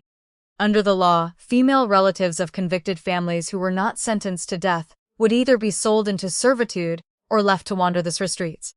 The things she had said to me at the palace banquet and in the corridor of the Shen residence had all come true for her instead. That afternoon, I took Chunxing to the Shen residence. The gates had already been sealed by the imperial guards. One stone lion before the entrance had been knocked askew. 2 white ceiling strips crossed the vermilion gates, and the black characters on them were painfully striking. The guards at the entrance recognized me as someone from the Prince of Beihan's residence and did not stop me. I did not enter the Shen residence. I stood at the gate for a while, then turned into the small alley behind it. That alley was the passage servants used to enter through the back door. It was also the only route by which I had been able to sneak out when I was a child. When I reached the mouth of the alley, I saw Shen Qinglan. She leaned against the wall beside the back door, wrapped in an old cloak that she must have found somewhere. Her hair hung in a tangled mess around her shoulders, and there was not a trace of color in her face. A small bundle sat beside her, probably the few changes of clothes she had been permitted to take after the estate was searched. The Persian cat was gone. Her home was gone. The splendor of that bridal trousseau was gone. Not even a single hairpin remained.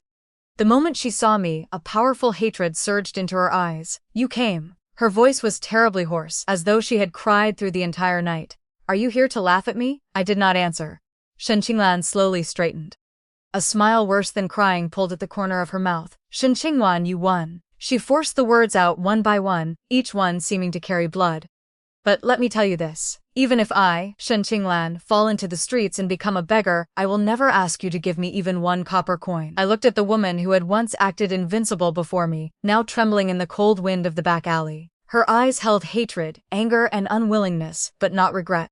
She would probably never regret anything in her life, because in her heart the fault would always belong to someone else. "I had originally intended to give you a packet of silver," I said.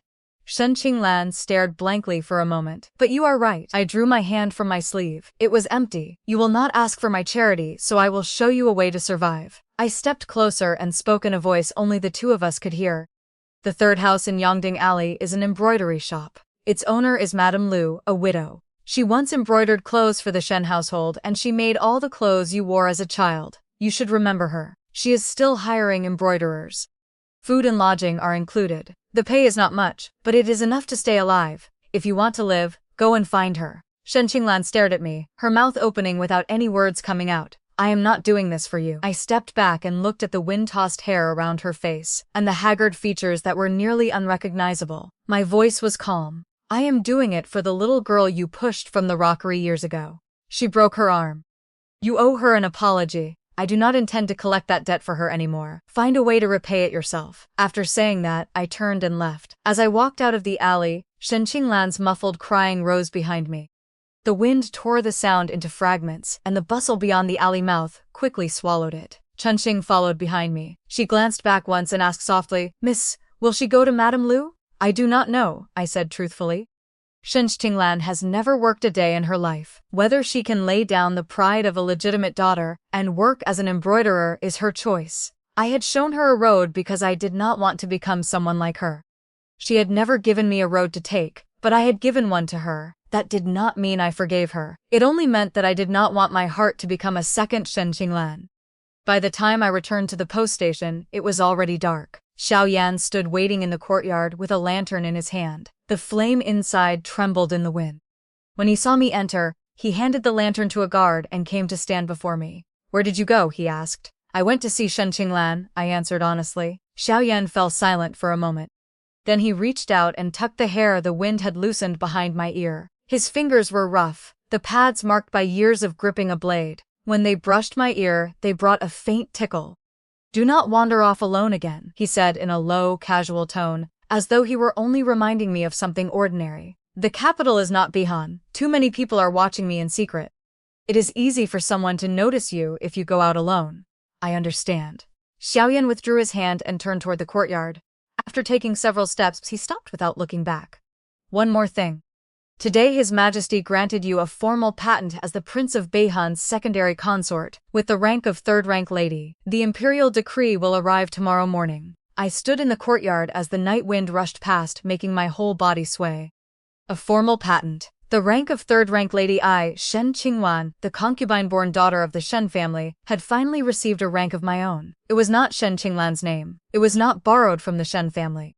I had earned it by living through everything myself. Behind me, Chunxing let out a muffled scream, then rushed over to clutch my arm, crying and laughing at the same time. She pulled me slightly off balance, but at last the corners of my mouth lifted.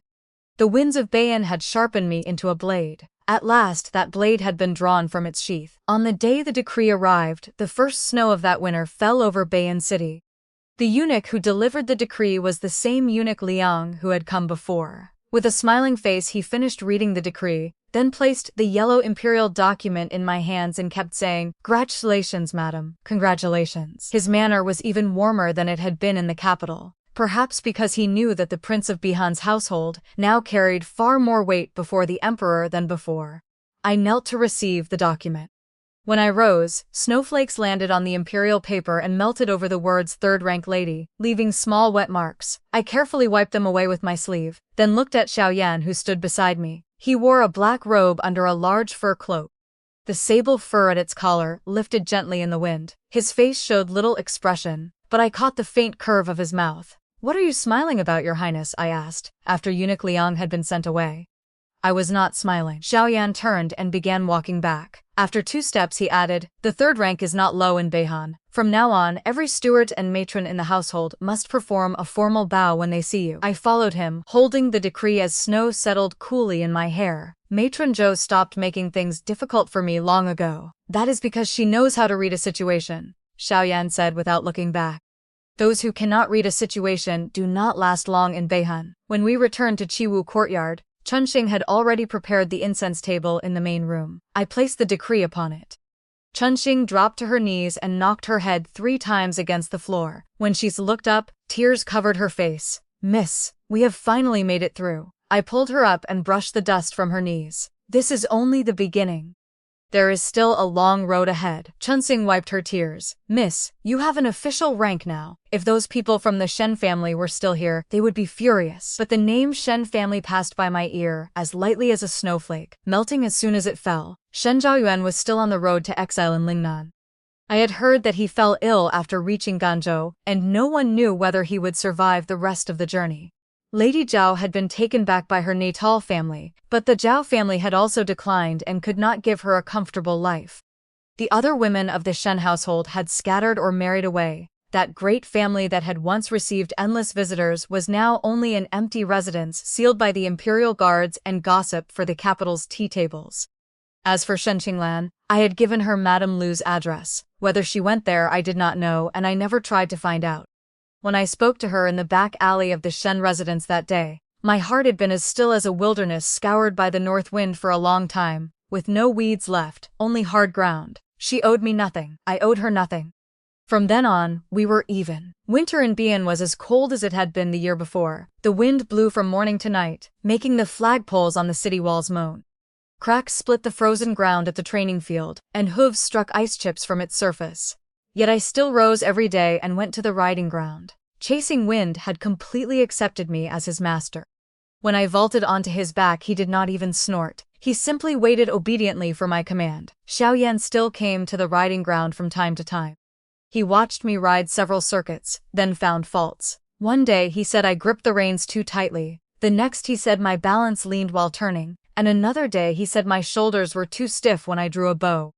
I remembered every word and corrected it the next day. Once, Zhao Palu passed the riding ground. He stood outside the fence for a long time. When I dismounted, he shouted in his booming voice, "Madam's riding is almost good enough for our vanguard camp. General Zhao overpraises me. I am still far from that level." Zhao Palu waved a hand. His white teeth flashed through his beard. "Not bad. Truly not bad.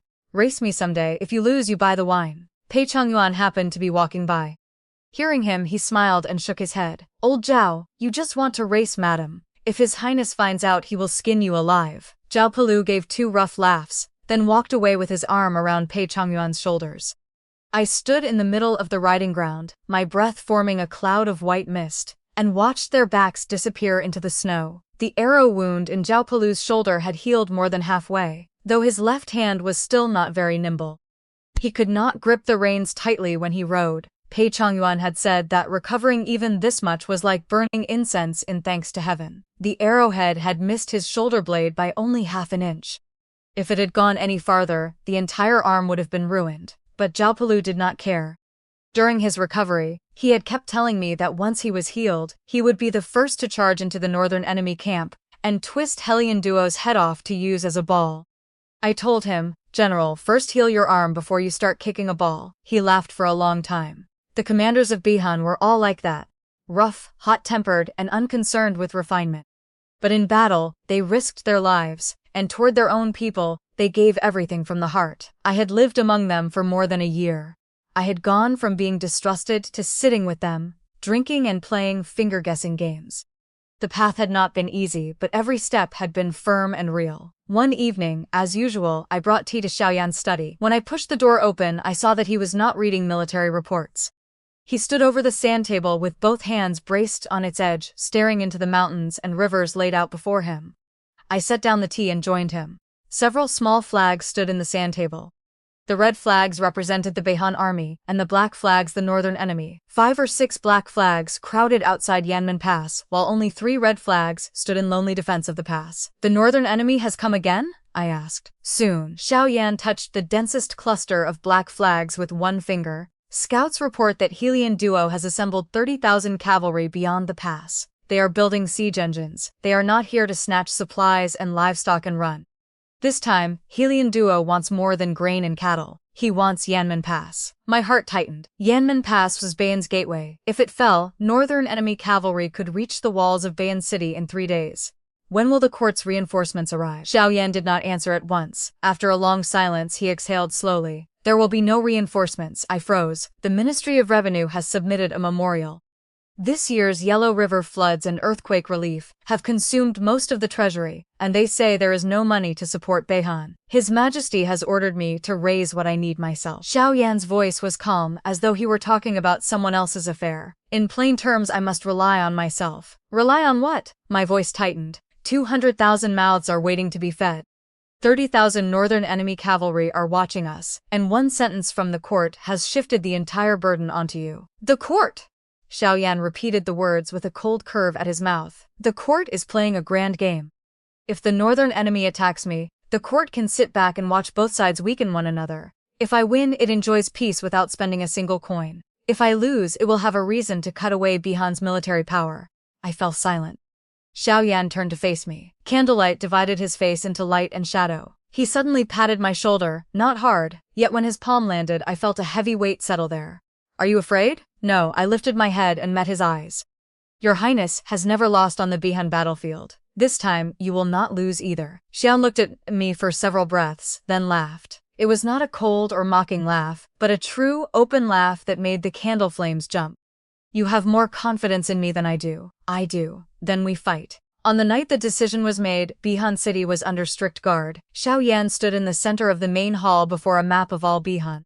The commanders stood in 2 lines, Zhao Pelu, Pei Changyuan, and more than a dozen men I did not know. Their armor was neat, and their faces carried the killing chill of war. I stood in a corner with a tea tray, refilling their cups. That was normally a maid's work, but Xiao Yan wanted me there, so I came. He knew I wanted to listen. Helian Duo's 30,000 cavalry have camped outside Yanmen Pass. Their siege engines are expected to be finished within 10 days. Pei Changyuan stood before the map with a bamboo pointer. If they attack head-on, Yanmen Pass has only 8,000 defenders. At most they can hold 5 days. 5 days? Zhao Pelu cut in. Give me 5,000 men. I will go to Yanmen Pass and hold it for half a month even if I die there. You would be going to your death. Xiao Yan's voice was cold as ice. Helian Duo is waiting for you to lead reinforcements to Yanmen Pass. The moment you leave the city, he will send an ambush to cut your supply route. You will be trapped inside the pass, unable to advance or retreat, while Beihan City is left exposed. He will bypass Yanmen Pass and strike Beihan directly. What will you do then? Zhao Pelu's face reddened, but he had no answer. Xiao Yan walked to the map, took the bamboo pointer from Pei Changyuan, and marked a place no one had been watching. White Wolf Valley! The generals murmured to one another. White Wolf Valley lay about 9 miles beyond Yanmen Pass, a valley behind the northern enemy forces. Its terrain was dangerous, with cliffs on both sides and only a narrow road through its center. It was easy to defend and difficult to attack. For that reason, no one had imagined attacking the northern enemy camp through it. The enemy's grain and fodder stores were all stacked beyond White Wolf Valley. Xiao Yan's voice was calm and powerful. Because the gorge is so narrow, the northern enemy believes we cannot attack from the front. Their grain stores are guarded by fewer than 2,000 men. If an elite force can go behind White Wolf Valley and burn those stores, Helian Duo will have no choice but to retreat. To get behind White Wolf Valley, we would have to cross Eagle Sorrow Ridge, Pei Changyuan said with a frown. It rises nearly 1,000 meters and is all sheer cliff. Horses cannot cross it, so we go on foot. Xiao Yan threw the bamboo pointer onto the map and turned to the commanders. 1,000 elite soldiers will cross Eagle Sorrow Ridge, pass through White Wolf Valley, and burn the grain stores. Who will go? The hall fell silent for a moment. Then Zhao Palu stepped forward and dropped to one knee. I volunteer. Before he had finished speaking, 7 or 8 commanders knelt as well, their voices joining in a thunderous request to fight. Dust trembled from the beams. Xiao Yan looked at the commanders kneeling before him for a long time. Then he said, Zhao Palu, your old wound has not healed. You are unfit to climb mountains. Pei Chongyuan will remain to command Beihan City's defenses. The city cannot be left without a commander. His gaze moved across each face and finally settled on a lean man of about 30 standing in the corner. His name was Shite, deputy commander of the vanguard camp. He was taciturn and rarely spoke, but Xiao Yan had once told me that his skill at crossing mountains and ridges was among the best in the Beihan army. Shitia, Xiao Yan said, you will go. Shitia knelt on one knee and spoke only one word. Yes. On the night before the army departed, I sat under the jubi tree in Chiwu courtyard and looked at the stars. The night sky in Beihan was completely different from the capital's. Here, stars covered the whole sky like someone had overturned a basket of broken silver. Chasing Wind lay quietly at my feet, occasionally snorting and turning his breath into white vapor. Inside, Chunxing was packing my things. Xiao Yan had said I would go on this campaign as well, not as his secondary consort but as a member of the accompanying force. I would help manage grain accounts, verify military supplies, and coordinate the logistics. In plain terms, I would carry the work I had done in the prince's residence into the army camp. Chunxing was frantic. As she packed, she muttered, blades and arrows have no eyes on a battlefield. Why should you, a woman, go to the front? I am not going to the front line. I will stay in the central command tent at the rear, where it is safe enough. She was still worried and stuffed a heap of ointments and pills into my bundle, saying they were for emergencies. I was uneasy too, but I understood why Xiao Yan was taking me. His commanders were all able warriors, but people who could manage accounts were few. Beihan's grain was already scarce, and each grain of rice had to be split in 2. The court would not provide grain, so the prince had to obtain it himself. If those provisions were not managed well, the soldiers at the front would go hungry. That was what I had done in the prince's residence for more than a year, and he trusted me. Footsteps came from the courtyard entrance. I turned to see Xiao Yan beneath the moon gate. He had removed his armor and wore only a dark padded robe. Something in his hand gave off a faint glow beneath the moon. He walked over and held it out. It was a crossbow, much smaller than an ordinary crossbow. Its stock was only about a foot long and it felt almost like a toy in the hand. But it was made of dark brown ironwood, and its string had been wound tight with ox sinew. At a glance, I knew it was not a toy. The ironwood has been treated with tung oil, so it will withstand rain and snow, Xiao Yan said, placing the crossbow in my hands. The string is made from 3 layers of ox sinew. At 30 paces, it can pierce leather armor. The small crossbow felt heavy in my hand, much heavier than my poor little bow, but it was compact enough to hide in a sleeve or strap to my leg. I captured it in the north years ago, Xiao Yan said, leaning against the trunk of the jujube tree with his arms folded. It is said to have belonged to a woman general under Helian Duo. Thank you, Your Highness. I turned the crossbow over and over in my hands, liking it more each time I looked at it. Some women in the north fight on the battlefield. There is one called Helian Yue, Helian Duo's younger sister. I have heard that her swordsmanship is no worse than her brother's. Xiao Yan's voice remained even. I taught you to ride and shoot not so you could fight them, but so that if something happens, you will not be helpless and captured. I looked up at him. Moonlight cut his face into clear lines, the angle of his cheekbones as sharp as a blade. His eyes were especially deep in the moonlight, holding something I could not fully understand. Does Your Highness think we can win this battle? I asked. Xiao Yan looked down at me, and the corner of his mouth lifted slightly. We can, but after we return, there is something I need to tell you. What is it? I will tell you after we return. Xiao Yan straightened from the jujube tree and turned to leave. At the moon gate, he looked back at me. Come back alive, and I will tell you. After he left, I sat beneath the jujube tree for a long time. Chasing Wind yawned at my feet and swished his tail against the fallen leaves. Chunxing poked her head out from the room and asked what was wrong. I said nothing was wrong. I had only strung the new crossbow and tested its feel. Chunxing pulled her head back inside, muttering, neither of you is normal. On the day the army departed, heavy snow fell over Beihan City. Snow covered the sky and earth in white. Wind drove the flakes sideways, stinging our faces. Xiao Yan rode his black warhorse in silver armor beneath a white cloak, nearly blending into the snow. I rode chasing wind behind him, dressed in the black riding clothes he had given me beneath a thick sheepskin coat. The crossbow was tied to the outside of my right thigh and hidden beneath my skirt. 5,000 iron cavalry formed up and rode out of the city. Their hooves thundered over the snow. The city gate was packed with people seeing them off. Old and young stood in the wind and snow. No one cried or shouted. They only watched in silence. I saw the old woman from the year before, the one who had pressed dry rations into a young soldier's hands. She stood in the same place, holding a cloth bundle and rising on her toes as she searched the crowd. I guided my horse closer and asked, "Elder, whom are you looking for?" The old woman looked up with clouded, bewildered eyes. "My grandson. He followed the prince to war last year and came back without one arm. This year, he went again. He said he would reclaim on the battlefield the arm he lost last year." I opened my mouth but did not know what to say. The old woman held out the cloth bundle, her lips trembling. "Girl, can you bring this to him? His name is Gozi. He is in the vanguard camp." There were so many men in the vanguard camp. I could not promise to find him. "You can find him." The old woman stubbornly pressed the bundle into my hands. "He is easy to recognize. He is missing his left arm and when he smiles, has 2 tiger teeth." I tucked the bundle into my coat, nodded to her and rode after the army. When I looked back from far away, she was still standing in the wind and snow, like an old tree bent by the wind but never brought down. On the night the army camped outside Yanmen Pass, I accompanied Xiao Yan as he inspected the camp. Tents stretched one after another through the camp of 5,000 men. Fires burned in close clusters. Soldiers sat around them to keep warm. Some spoke quietly, some sharpened blades, and some checked their armor.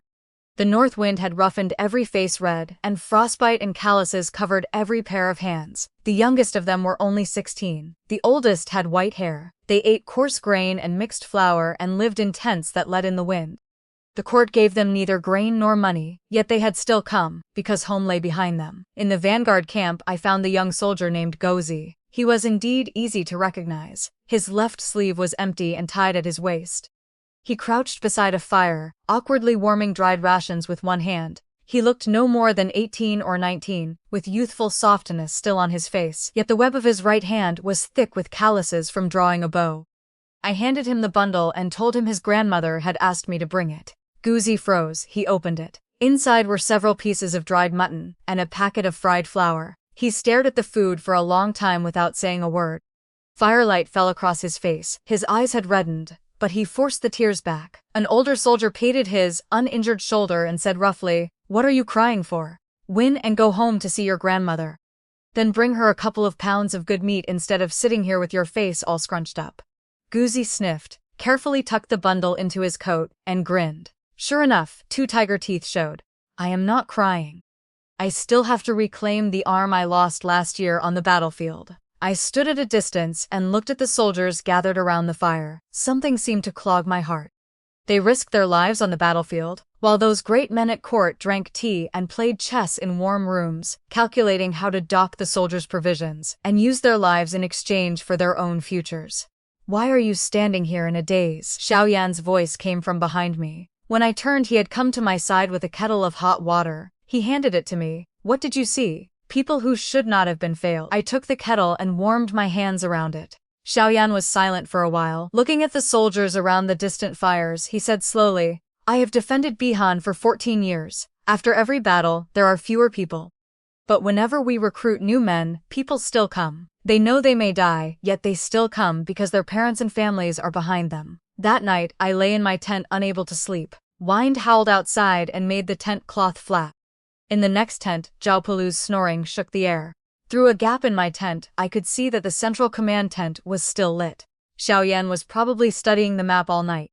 I got up, dressed, and went to the logistics camp to check the grain accounts. Shitai and his 1,000 elite men had crossed Eagle Sorrow Ridge 2 nights earlier. According to the plan, they would reach the rear of White Wolf Valley after 3 days.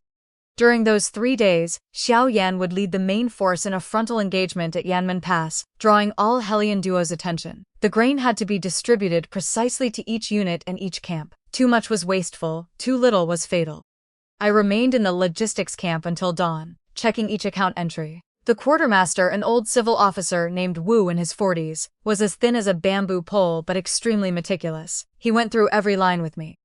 When we finished, he said with feeling, if Madam had come to Beihan a few years earlier, the army's grain would not have been skimmed so badly. It is not too late now, I told him. The decisive battle began on the third day. Before dawn, the northern enemy's horns sounded beyond Yanmen Pass. Their low, powerful calls were like hundreds of wild wolves howling together, making the chest feel heavy. Xiao Yan wore silver armor. When he mounted his horse, he looked back at me once. Stay in the central command tent. Do not run around. Yes, he rode away. The 5,000 iron cavalry formed a wedge behind him, their hooves shaking the earth. Zhao Polu led the left wing, Pei Changyuan the right, and Xiao Yan personally commanded the center. The black war banners snapped in the wind and snow, the character Xiao embroidered upon them, clawing at the sky. I stood outside the central command tent, gripping the crossbow tightly, and watched the dark mass of cavalry surge out of the camp like a tide. The battle lasted from morning to noon and from noon to dusks. Reports came back from the front again and again. Helian Duo was personally directing the battle. The enemy's siege engines had been pushed beneath Yanmen Pass. The defenders on the walls used boiling oil and rolling logs to resist to the death. Zhao Pelu's left wing had charged into the northern enemy cavalry, killed one of their deputy commanders, and suffered wounds as well. Every message crashed into my heart like a stone. It did not create ripples. It raised waves as sharp as blades. The news that Xiao Yan had been wounded came at dusk. A personal guard covered in blood burst into the central command tent. His knees struck the ground hard when he knelt. His Highness was struck by a stray arrow at the front. The arrow passed through the armor at his left shoulder, and its head lodged near the shoulder blade. The military doctor is urgently removing the arrow and stopping the bleeding. His Highness is badly hurt and has lost much blood. The crossbow nearly slipped from my hand. Where is His Highness now? He has been carried to the rear camp. The guard's voice trembled. Madam, His Highness ordered you to continue commanding the Central Army. No one is to withdraw without authority. I drew a deep breath and forced the panic rising in my heart back down. Pass my order. The Central Army does not move. My voice was steadier than I had expected. The logistics camp will send all spare arrows and stones to the front. Quartermaster Wu will issue them at 3 times the normal rate. Send 2 squads of personal guards to hold both sides of the central command tent. Anyone who leaves his post without authority will be punished under military law. The guard accepted the order and left. Chunxing stood beside me, her face white as she gripped my sleeve. Miss, go and see His Highness. I cannot go. He told me to command the Central Army. I must stay here. He trusts me. I cannot disappoint him. Tears filled Chunxing's eyes as she clutched my sleeve tighter. I sat in the central command tent for an hour. That hour was longer than 100 years. Shouts and killing cries shook the air outside. The whistling of arrows, mixed with warhorses' screams, and poured into the tent. I sat behind the desk. Grain ledgers and troop deployment maps lay spread before me, while the loaded crossbow rested at my side. Quartermaster Wu came in 3 times to report on provisions. Each time, his face was whiter than before. The last time, he said that fewer than 30% of the arrow and stone stores remained. Can 30% hold until Shitai burns the grain? I asked. Quartermaster Wu wiped his sweat. At the current rate of use, at most 2 more hours. 2 hours. I went through Xiao Yan's plan from beginning to end in my mind. Shitai had crossed Eagle's Sorrow Ridge 2 nights earlier. If everything went smoothly, he should already have reached White Wolf Valley. Once the grain there burned, Helian Duo's rear would fall into chaos, and the northern enemy would have to retreat. But should was the most unreliable word on a battlefield. Shitai might have been discovered, lost his way, or met with an accident while crossing the mountain. I could not afford to gamble, but I had no choice except to gamble. Issue supplies at the normal rate, I said. Do not let the front know that our stores are low. Divide the remaining arrows and stones into 3 grades. Send the best to the vanguard camp, the middle grade to the left wing, and keep the worst for the Central Army's reserve. If anyone asks why the quality varies, say this batch came from the capital and was uneven from the start. Quartermaster Wu drew a breath, then cupped his hands to me, and hurried away to carry out the order. Half an hour later, the cries outside changed. It was no longer the sound of close combat. A deep burning roar rolled in from far away, like muffled thunder at the horizon or magma roaring beneath the earth. I rushed from the tent and looked northwest. In the direction of White Wolf Valley, the sky had turned red. It was not sunset or beacon fire. Flames spread over the mountains and fields, rising high enough to stain half the sky orange-red. Thick smoke rolled upward and gathered into a great black mushroom-shaped cloud. The grain at White Wolf Valley was burning. Shitai had succeeded. The cold wind made my body tremble, but my heart burned like fire. Its glow danced in my eyes, brighter than every beacon fire on the walls of Beihan city combined. The northern enemy horns changed. Their urgent attack signal became the long call for retreat. The northern enemy cavalry outside Yanmen Pass began falling back like a receding tide. The sounds of hooves and battle cries grew farther away. Pei Changwen's order to pursue spread from the central command. Beihan cavalry bit into the enemy's tail and pursued them for about 9 miles, killing several thousand and seizing countless warhorses and supplies. Helian Duo fled with his surviving men in disorder, leaving even his camp behind. That night, the report of the Beihan army's great victory spread through the entire camp. I did not celebrate with the others. I handed the central command tent over to Quartermaster Wu, mounted Chasing Wind, and raced toward the rear camp. Chasing Wind seemed to sense my urgency. His 4 hooves nearly flew, and the blood foam stirred by his hooves shone under the moonlight. 2 squads of guards stood outside Xiao Yan's tent. When they saw me, they moved aside in unison to open a path. I lifted the tent flap and entered. The military doctor was packing his medicine chest. A bronze basin beside the bed was full of blood-red water. Xiao Yan lay half-reclined on the bed. Thick bandages wrapped his left shoulder and arm, with faint stains of blood still seeping through. There was no color in his face, and his lips were dry and pale. Yet his eyes were open, clear and sharp. "Your Highness!" My voice shook as I approached the bed. "You managed the provisions well." The first thing Xiao Yan said was that. His voice was much weaker than usual, but his tone carried the same habitual coolness. "Quartermaster Wu told me you divided the arrows and stones into 3 grades and held out until Shi Ti burned the grain. Well done." He was hurt this badly, yet he still had the mind to praise how I managed the grain. I sat beside the bed and looked at his pale face. Something indescribable surged within me. It was not fear and not heartache. It was something deeper, like a dark tide moving beneath the water. "It is only a flesh wound," Xiao Yan said, closing his eyes for a moment before opening them again. "The arrowhead has been removed. It did not damage the bone.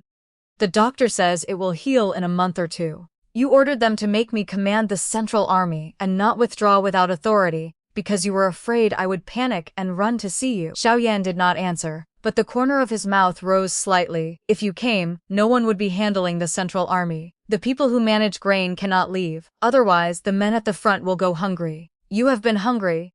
You know what that feels like." I was silent for a moment, then laid the crossbow I had been clutching beside his pillow. "The crossbow your Highness gave me. I never set it down." Xiao Yan lowered his eyes to it, then looked back at me. Candlelight leaped in his eyes. Those eyes, once as cold as the ice plains of Beihan, now seemed like a lake melted by spring light. Deep and warm. "The answer has come," I said. "Before your Highness said that after we returned, there was something you wanted to tell me. What is it?" Xiao Yan was silent for a long time. He leaned against the pillows, his bandaged shoulder rising and falling slightly. Outside, celebration came into the tent in waves. Soldiers were cheering, singing, and striking their weapons in celebration of victory. But inside the tent, there was only the occasional crackle of candle flame and our breathing. Then he reached out with his uninjured right hand and took mine. His hand was dry and warm, the calluses on his fingers brushing the back of my hand with a faint roughness. "What I wanted to tell you is this." His voice was low and slow, as though he weighed every word. "I do not intend to have any other woman for the rest of my life." I froze. "From today onward, there will only be you in the inner household of the Prince of Beihan. Not as a secondary consort, but as Princess Consort, my principal wife." The tent was so quiet that I could hear snow falling on its roof. I opened my mouth, my voice hoarse. "Your Highness, are you serious?" Xiao Yan's brows drew together, as though displeased by my question. "When have I not been serious?" "The matter of the Shen family has been completely settled. From now on, you are no longer the Shen family's concubine-born daughter, nor the substitute bride they pushed out to take another's place. You are the Princess Consort of Beihan, a third-rank lady, and the woman I personally trained. Whoever dares use your birth to talk about you is slapping my face." I looked down at the hand holding mine, at the crisscrossing old scars across his knuckles. My vision blurred little by little. It was not a rushing flood of tears, but silent, slow tears that fell one by one onto our joined hands. I had cried for 16 years. Before, I had cried from grievance, despair, and darkness without a ray of light. But this time was different. It was the first time in my life that I cried not from pain. Xiao Yan reached out and wiped my tears with his thumb. His fingertip was rough, but his movement was gentle, like he was wiping a fragile piece of porcelain. Stop crying. My woman is not allowed to cry so much. If you really want to cry, go to the training ground, shoot 300 arrows and come back. His words made me laugh through my tears. There were still tears on my face, but the corners of my mouth lifted. I must have looked foolish, crying and laughing at once, but I did not care. Xiao Yan looked at me and smiled too. It was not the fleeting smile I was used to, but a true smile that opened the corners of his eyes and brows. It was precious upon his cold, hard face, like the first snow lotus blooming on the Beihan plains. All right. I wiped away my tears, tightened my hold on his hand and said, I will not cry. 3 days later, the army pulled camp and returned to Beihan city. Helian Duo had withdrawn north of the Yin Mountains, his strength badly damaged. Shite was promoted to guerrilla general and given independent command of a battalion. When he received the seal of command, he remained as silent as ever. After rising from one knee, he looked my way and nodded faintly. It was a brief nod, but I knew what it meant. The fire oil he had used to burn the White Wolf Valley grain stores was the mixture I had prepared and sent ahead. I had added pine branches and sulfur powder to it, making it burn 3 times more fiercely than ordinary fire oil. Zhao Peluz was wounded again. This time, a northern enemy saber cut a wound about 7 inches long into his right arm. The military doctor gave him more than a dozen stitches. He made no sound while they were sewn. Afterward, he demanded wine. Pei Chongyuan had a jar sent to him. Zhao Pelu drank 2 mouthfuls and began cursing again, saying Helian Duo had run too fast or he would have twisted his head off to use as a ball. Pei Chongyuan had performed great service. The right wing under his command killed a major northern enemy general during the pursuit and seized Helian Duo's command banner. The emperor later issued a decree commending him, appointing him general who guards the north, and granting his adopted son the rank of company commander. He received the decree with a gentle proper smile, then turned and tossed it to a guard saying, This thing is not as useful as a good blade. On the day we returned to Beihan city, the people came out to welcome us. Snow still drifted down, but the streets were packed. Old people leaned on canes, women held children, and young people climbed trees and rooftops. Everyone cheered. Some tossed hats into the air, some beat gongs and drums, and some knelt in the street to bow toward the army. Gozi's grandmother stood at the front of the crowd, rising on her toes as she searched the ranks. When I rode past on Chasing Wind, I had someone call Gozi from the vanguard camp. He rode up on a captured northern warhorse, jumped down, and threw himself into his grandmother's arms. The old woman held her one-armed grandson. 2 streams of tears ran from her clouded eyes. She did not cry aloud. She only hugged Guzi tightly, patting his back again and again while she murmured, You came back. You came back. From my horse I watched them and remembered myself at 16, sitting in a plain green sedan chair as I left the capital. At that time, I thought I would never have a home again for the rest of my life, but now I knew that I had long had a home. It was Beihan, locked in ice hundreds of miles from the capital. It was among those rough but sincere soldiers. It was in the heart of the man who looked as hard and cold as iron, yet brought me a crossbow beneath the moonlight. Xiao Yan was carried back to the prince's residence to recover. Matrone had been waiting at the gate. The first thing she said when she saw me was, Princess Consort, you have had a difficult journey. Not Madam, Princess Consort. Chunxing was so excited that she nearly dropped the chest she was carrying. That little maid had followed me for 2 years. She had cried, laughed, and been afraid with me. She had followed me from the capital to Beihan, then from Beihan back to the capital. At last she heard someone call me Princess Consort. The imperial decree for the wedding came from the capital after spring began. Xiao Yan's injury had mostly healed, and he could lift his left arm again. In the study, he read the decree, tossed the yellow document onto the desk, and said, His Majesty has finally done one thing efficiently. The wedding was set for the 18th day of the 3rd month. March in Beihan was unlike the capital, where willows turned green and flowers bloomed red. The snow had not fully melted, leftover winter snow lay beneath the city walls, and the north wind still cut at the face like a blade. But the people of Beihan city did not care. They hung red lanterns along the entire main street and planted red flags even on the city walls. The shop selling red silk ran out of stock. Restaurants brought out wine they had stored for years and gave it freely to passers-by. Zhao Pelu volunteered to lead the wedding procession, but Pei Chongyuan held him back. Your injury is not healed. You can barely ride. What if you fall and startle the groom's horse? Zhao Pelu blew into his beard and glared. When have I ever fallen from a horse? In the end, he was assigned to oversee the wedding feast instead. Chunxing began preparing my wedding clothes half a month early. She polished the red gold bridal ornaments again and again and pressed every fold of the wedding robe smooth. "Miss, this is the most important day of your life. You must have a splendid wedding. The wind in Beihan is so strong that no matter how splendid I look, it will blow me into an old wind-blown woman." She got so angry that she chased me around the courtyard with a comb. On the day of the wedding, before dawn had broken, Chunxing pulled me up and dressed me. She put me in a scarlet wedding robe made by Beihan tailors. Its cuffs and collar were embroidered with scrolling peonies. It was dignified and grand, unlike the capital's clothes with their fussy, dragging layers that made walking difficult. On my head she placed a full set of pure gold ornaments Xiao Yan had commissioned: gold hairpins, gold headdresses, and gold swaying ornaments. Every piece was solid, and together they weighed heavily on my head. As Chunxing combed my hair, she cried, "Miss, you have finally made it through. Stop crying. If you keep crying, you will make my makeup run too." She hurriedly wiped her tears and dabbed more powder on my face. Then she looked me over from every side and nodded in satisfaction. The wedding procession arrived outside Chiwu courtyard. Through the gate I heard Zhao Pelu shouting a string of wedding rhymes. Most of them were probably invented by him on the spot. Pei Changyuan corrected him from nearby, but Zhao Pelu snapped, "Who cares? I think this sounds better." Laughter broke out outside. Then I heard a voice that silenced every laugh and every burst of noise. "Open the door." It was Xiao Yan. The door opened. Xiao Yan stood there in scarlet groom's robes. It was probably the first time in his life he had worn such a bright color.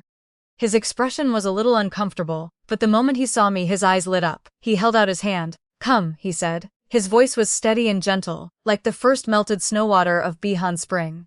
"I have waited for you for a long time." I placed my hand in his palm. His fingers closed firmly around mine. The scarlet sedan chair left Chiwu courtyard, passed through the main streets of Beihan City, and made for the front gate of the Prince of Beihan's residence. The streets were packed with people.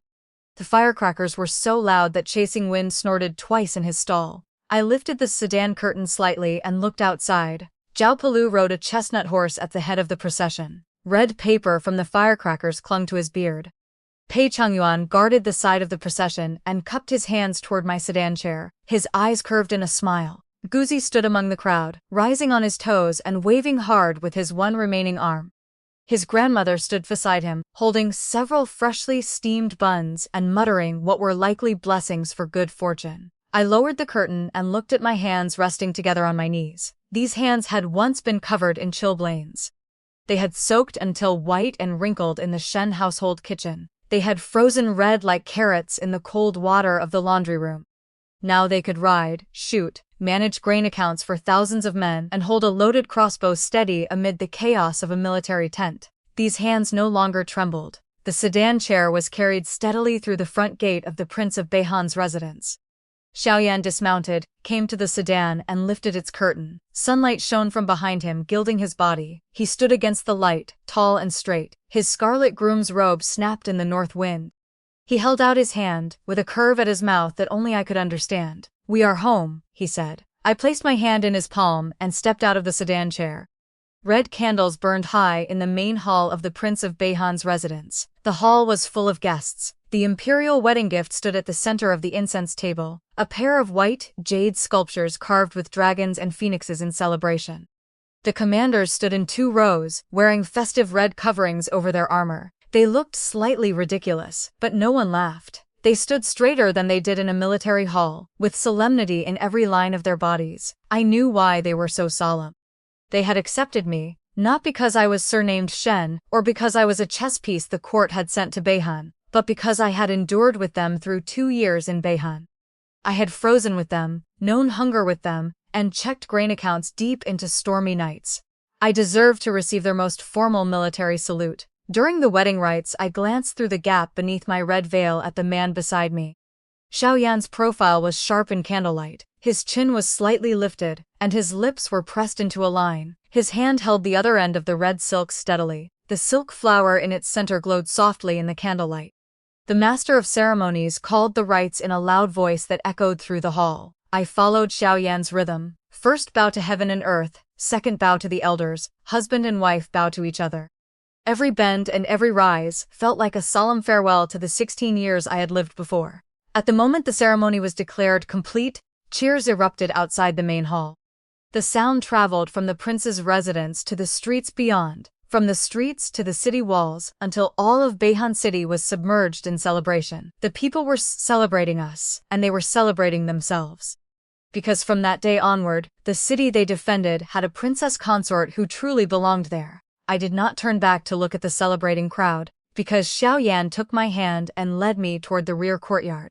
His palm was warm and strong, blocking all the cold March wind of Beihan from me. The red candles burned through the night. The wind howled outside, but from that day onward, the prince's residence would no longer be cold.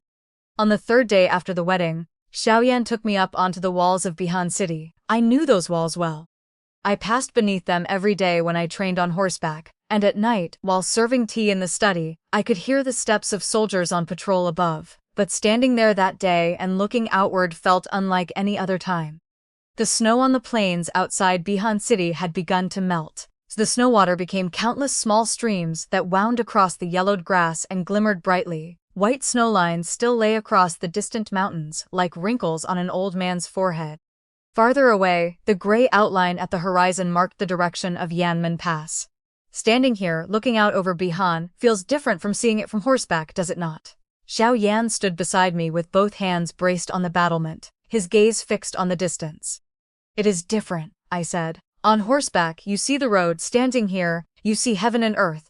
Xiao Yan turned his head and glanced at me. Morning light fell across his profile, bringing out the faint lines at the corners of his eyes. He had guarded Beihan for 16 years, changing from a high-spirited prince into the iron-blooded war god who commanded the Northwest.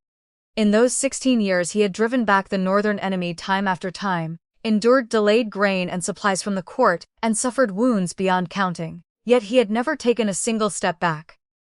"What is your highness thinking about?" I asked. "The future." Xiao Yan's voice was blurred slightly by the wind. "The northern enemy was badly weakened in this battle. They will not dare invade again for at least 3 to 5 years. The grain and supplies the court owed Beihan have been provided in full this time, and His Majesty has personally approved the order. These next few years will be the best days I have had since I began guarding Beihan. What does your highness want to do?" Xiao Yan turned around and leaned against the battlement, folding his arms across his chest. He looked into my eyes, and the corner of his mouth slowly curved upward. "You know how to manage grain and supplies," he said. "I want to open military farms outside the city and have wounded soldiers and retired veterans grow grain there, so Beihan can support itself and need not fear the court tightening its grip. You will manage it. And you know how to ride and shoot.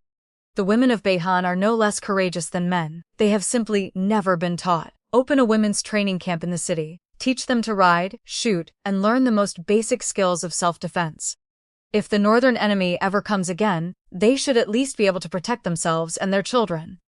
"And what else?" I asked. "And you will bear me a whole houseful of children," Xiao Yan said, stepping closer and looking down at me. Morning light broke into countless small points in his eyes, and in those points I could see my own reflection. "I have lived alone in Beihan for 16 years. I do not want to be alone anymore." My face burned at once, red and hot despite the cold wind. "Who said I would bear you a whole houseful?" I turned my head away, refusing to look at him. Xiao Yan reached out and turned my face back. His fingers lightly held my chin, gentle but leaving no room for refusal. The eyes that had once been as cold as an ice field were now warmed by the spring light of March, warm enough to melt every patch of remaining snow on the city walls. "That is not for you to decide," he said, his deep voice carrying laughter. "What I say is what counts." The north wind crossed the city walls, stirring his robe and my skirts. In the fields beyond, the snow was melting, streams were running, and beneath the yellowed roots of grass tender green shoots had already begun to emerge. At last, spring had come to Beihan. Standing on the highest wall of Beihan city, I looked out over that vast, desolate land, and a certainty I had never known before rose in my heart. I was Shen Qingwan, the 7th daughter of the Shen family, once a lowly concubine-born daughter, and now the Princess Consort of Beihan. My life was not a game arranged by someone else. It was a road I had walked out for myself, step by step. The road had never been easy, and it would not become easy in the years ahead. But I was not afraid, because there was someone standing beside me. He had taught me to ride and shoot. He had allowed me to grow through wind and snow. He had placed Beihan's hardest bones and softest heart into my hands. "Your Highness," I said. "Yes, give me 10 years. I turned to face the fields awakened by the spring wind. My voice carried far into the distance. "Within 10 years, I will make Beihan the most prosperous place in the Northwest. I will make the court afraid to cut off our grain and supplies again. I will make the northern enemy afraid to violate our borders again. And I will make sure that every woman who, like me, has been pushed by fate to the edge of despair has a place where she can stand up again." Xiao Yan did not answer at once. He stood beside me in silence for a long time. Then he extended his hand and took mine. It was not the gentle clasp of lovers, but the firm grip shared between warriors. The web of his thumb pressed to mine, his strength unwavering. "Good," he said, looking toward the horizon. 10 years. The wind swept across the plains of Beihan, across the two of us standing side by side on the city wall, across the melting snow and the new grass just beginning to sprout. This land had endured countless battles and buried countless loyal soldiers, yet it also nurtured hope that would never cease. And I, Shen Qingwan, a concubine-born daughter, who had once stepped out of a little blue-cloth sedan chair, had finally become, on this land, the person I had always wished to be.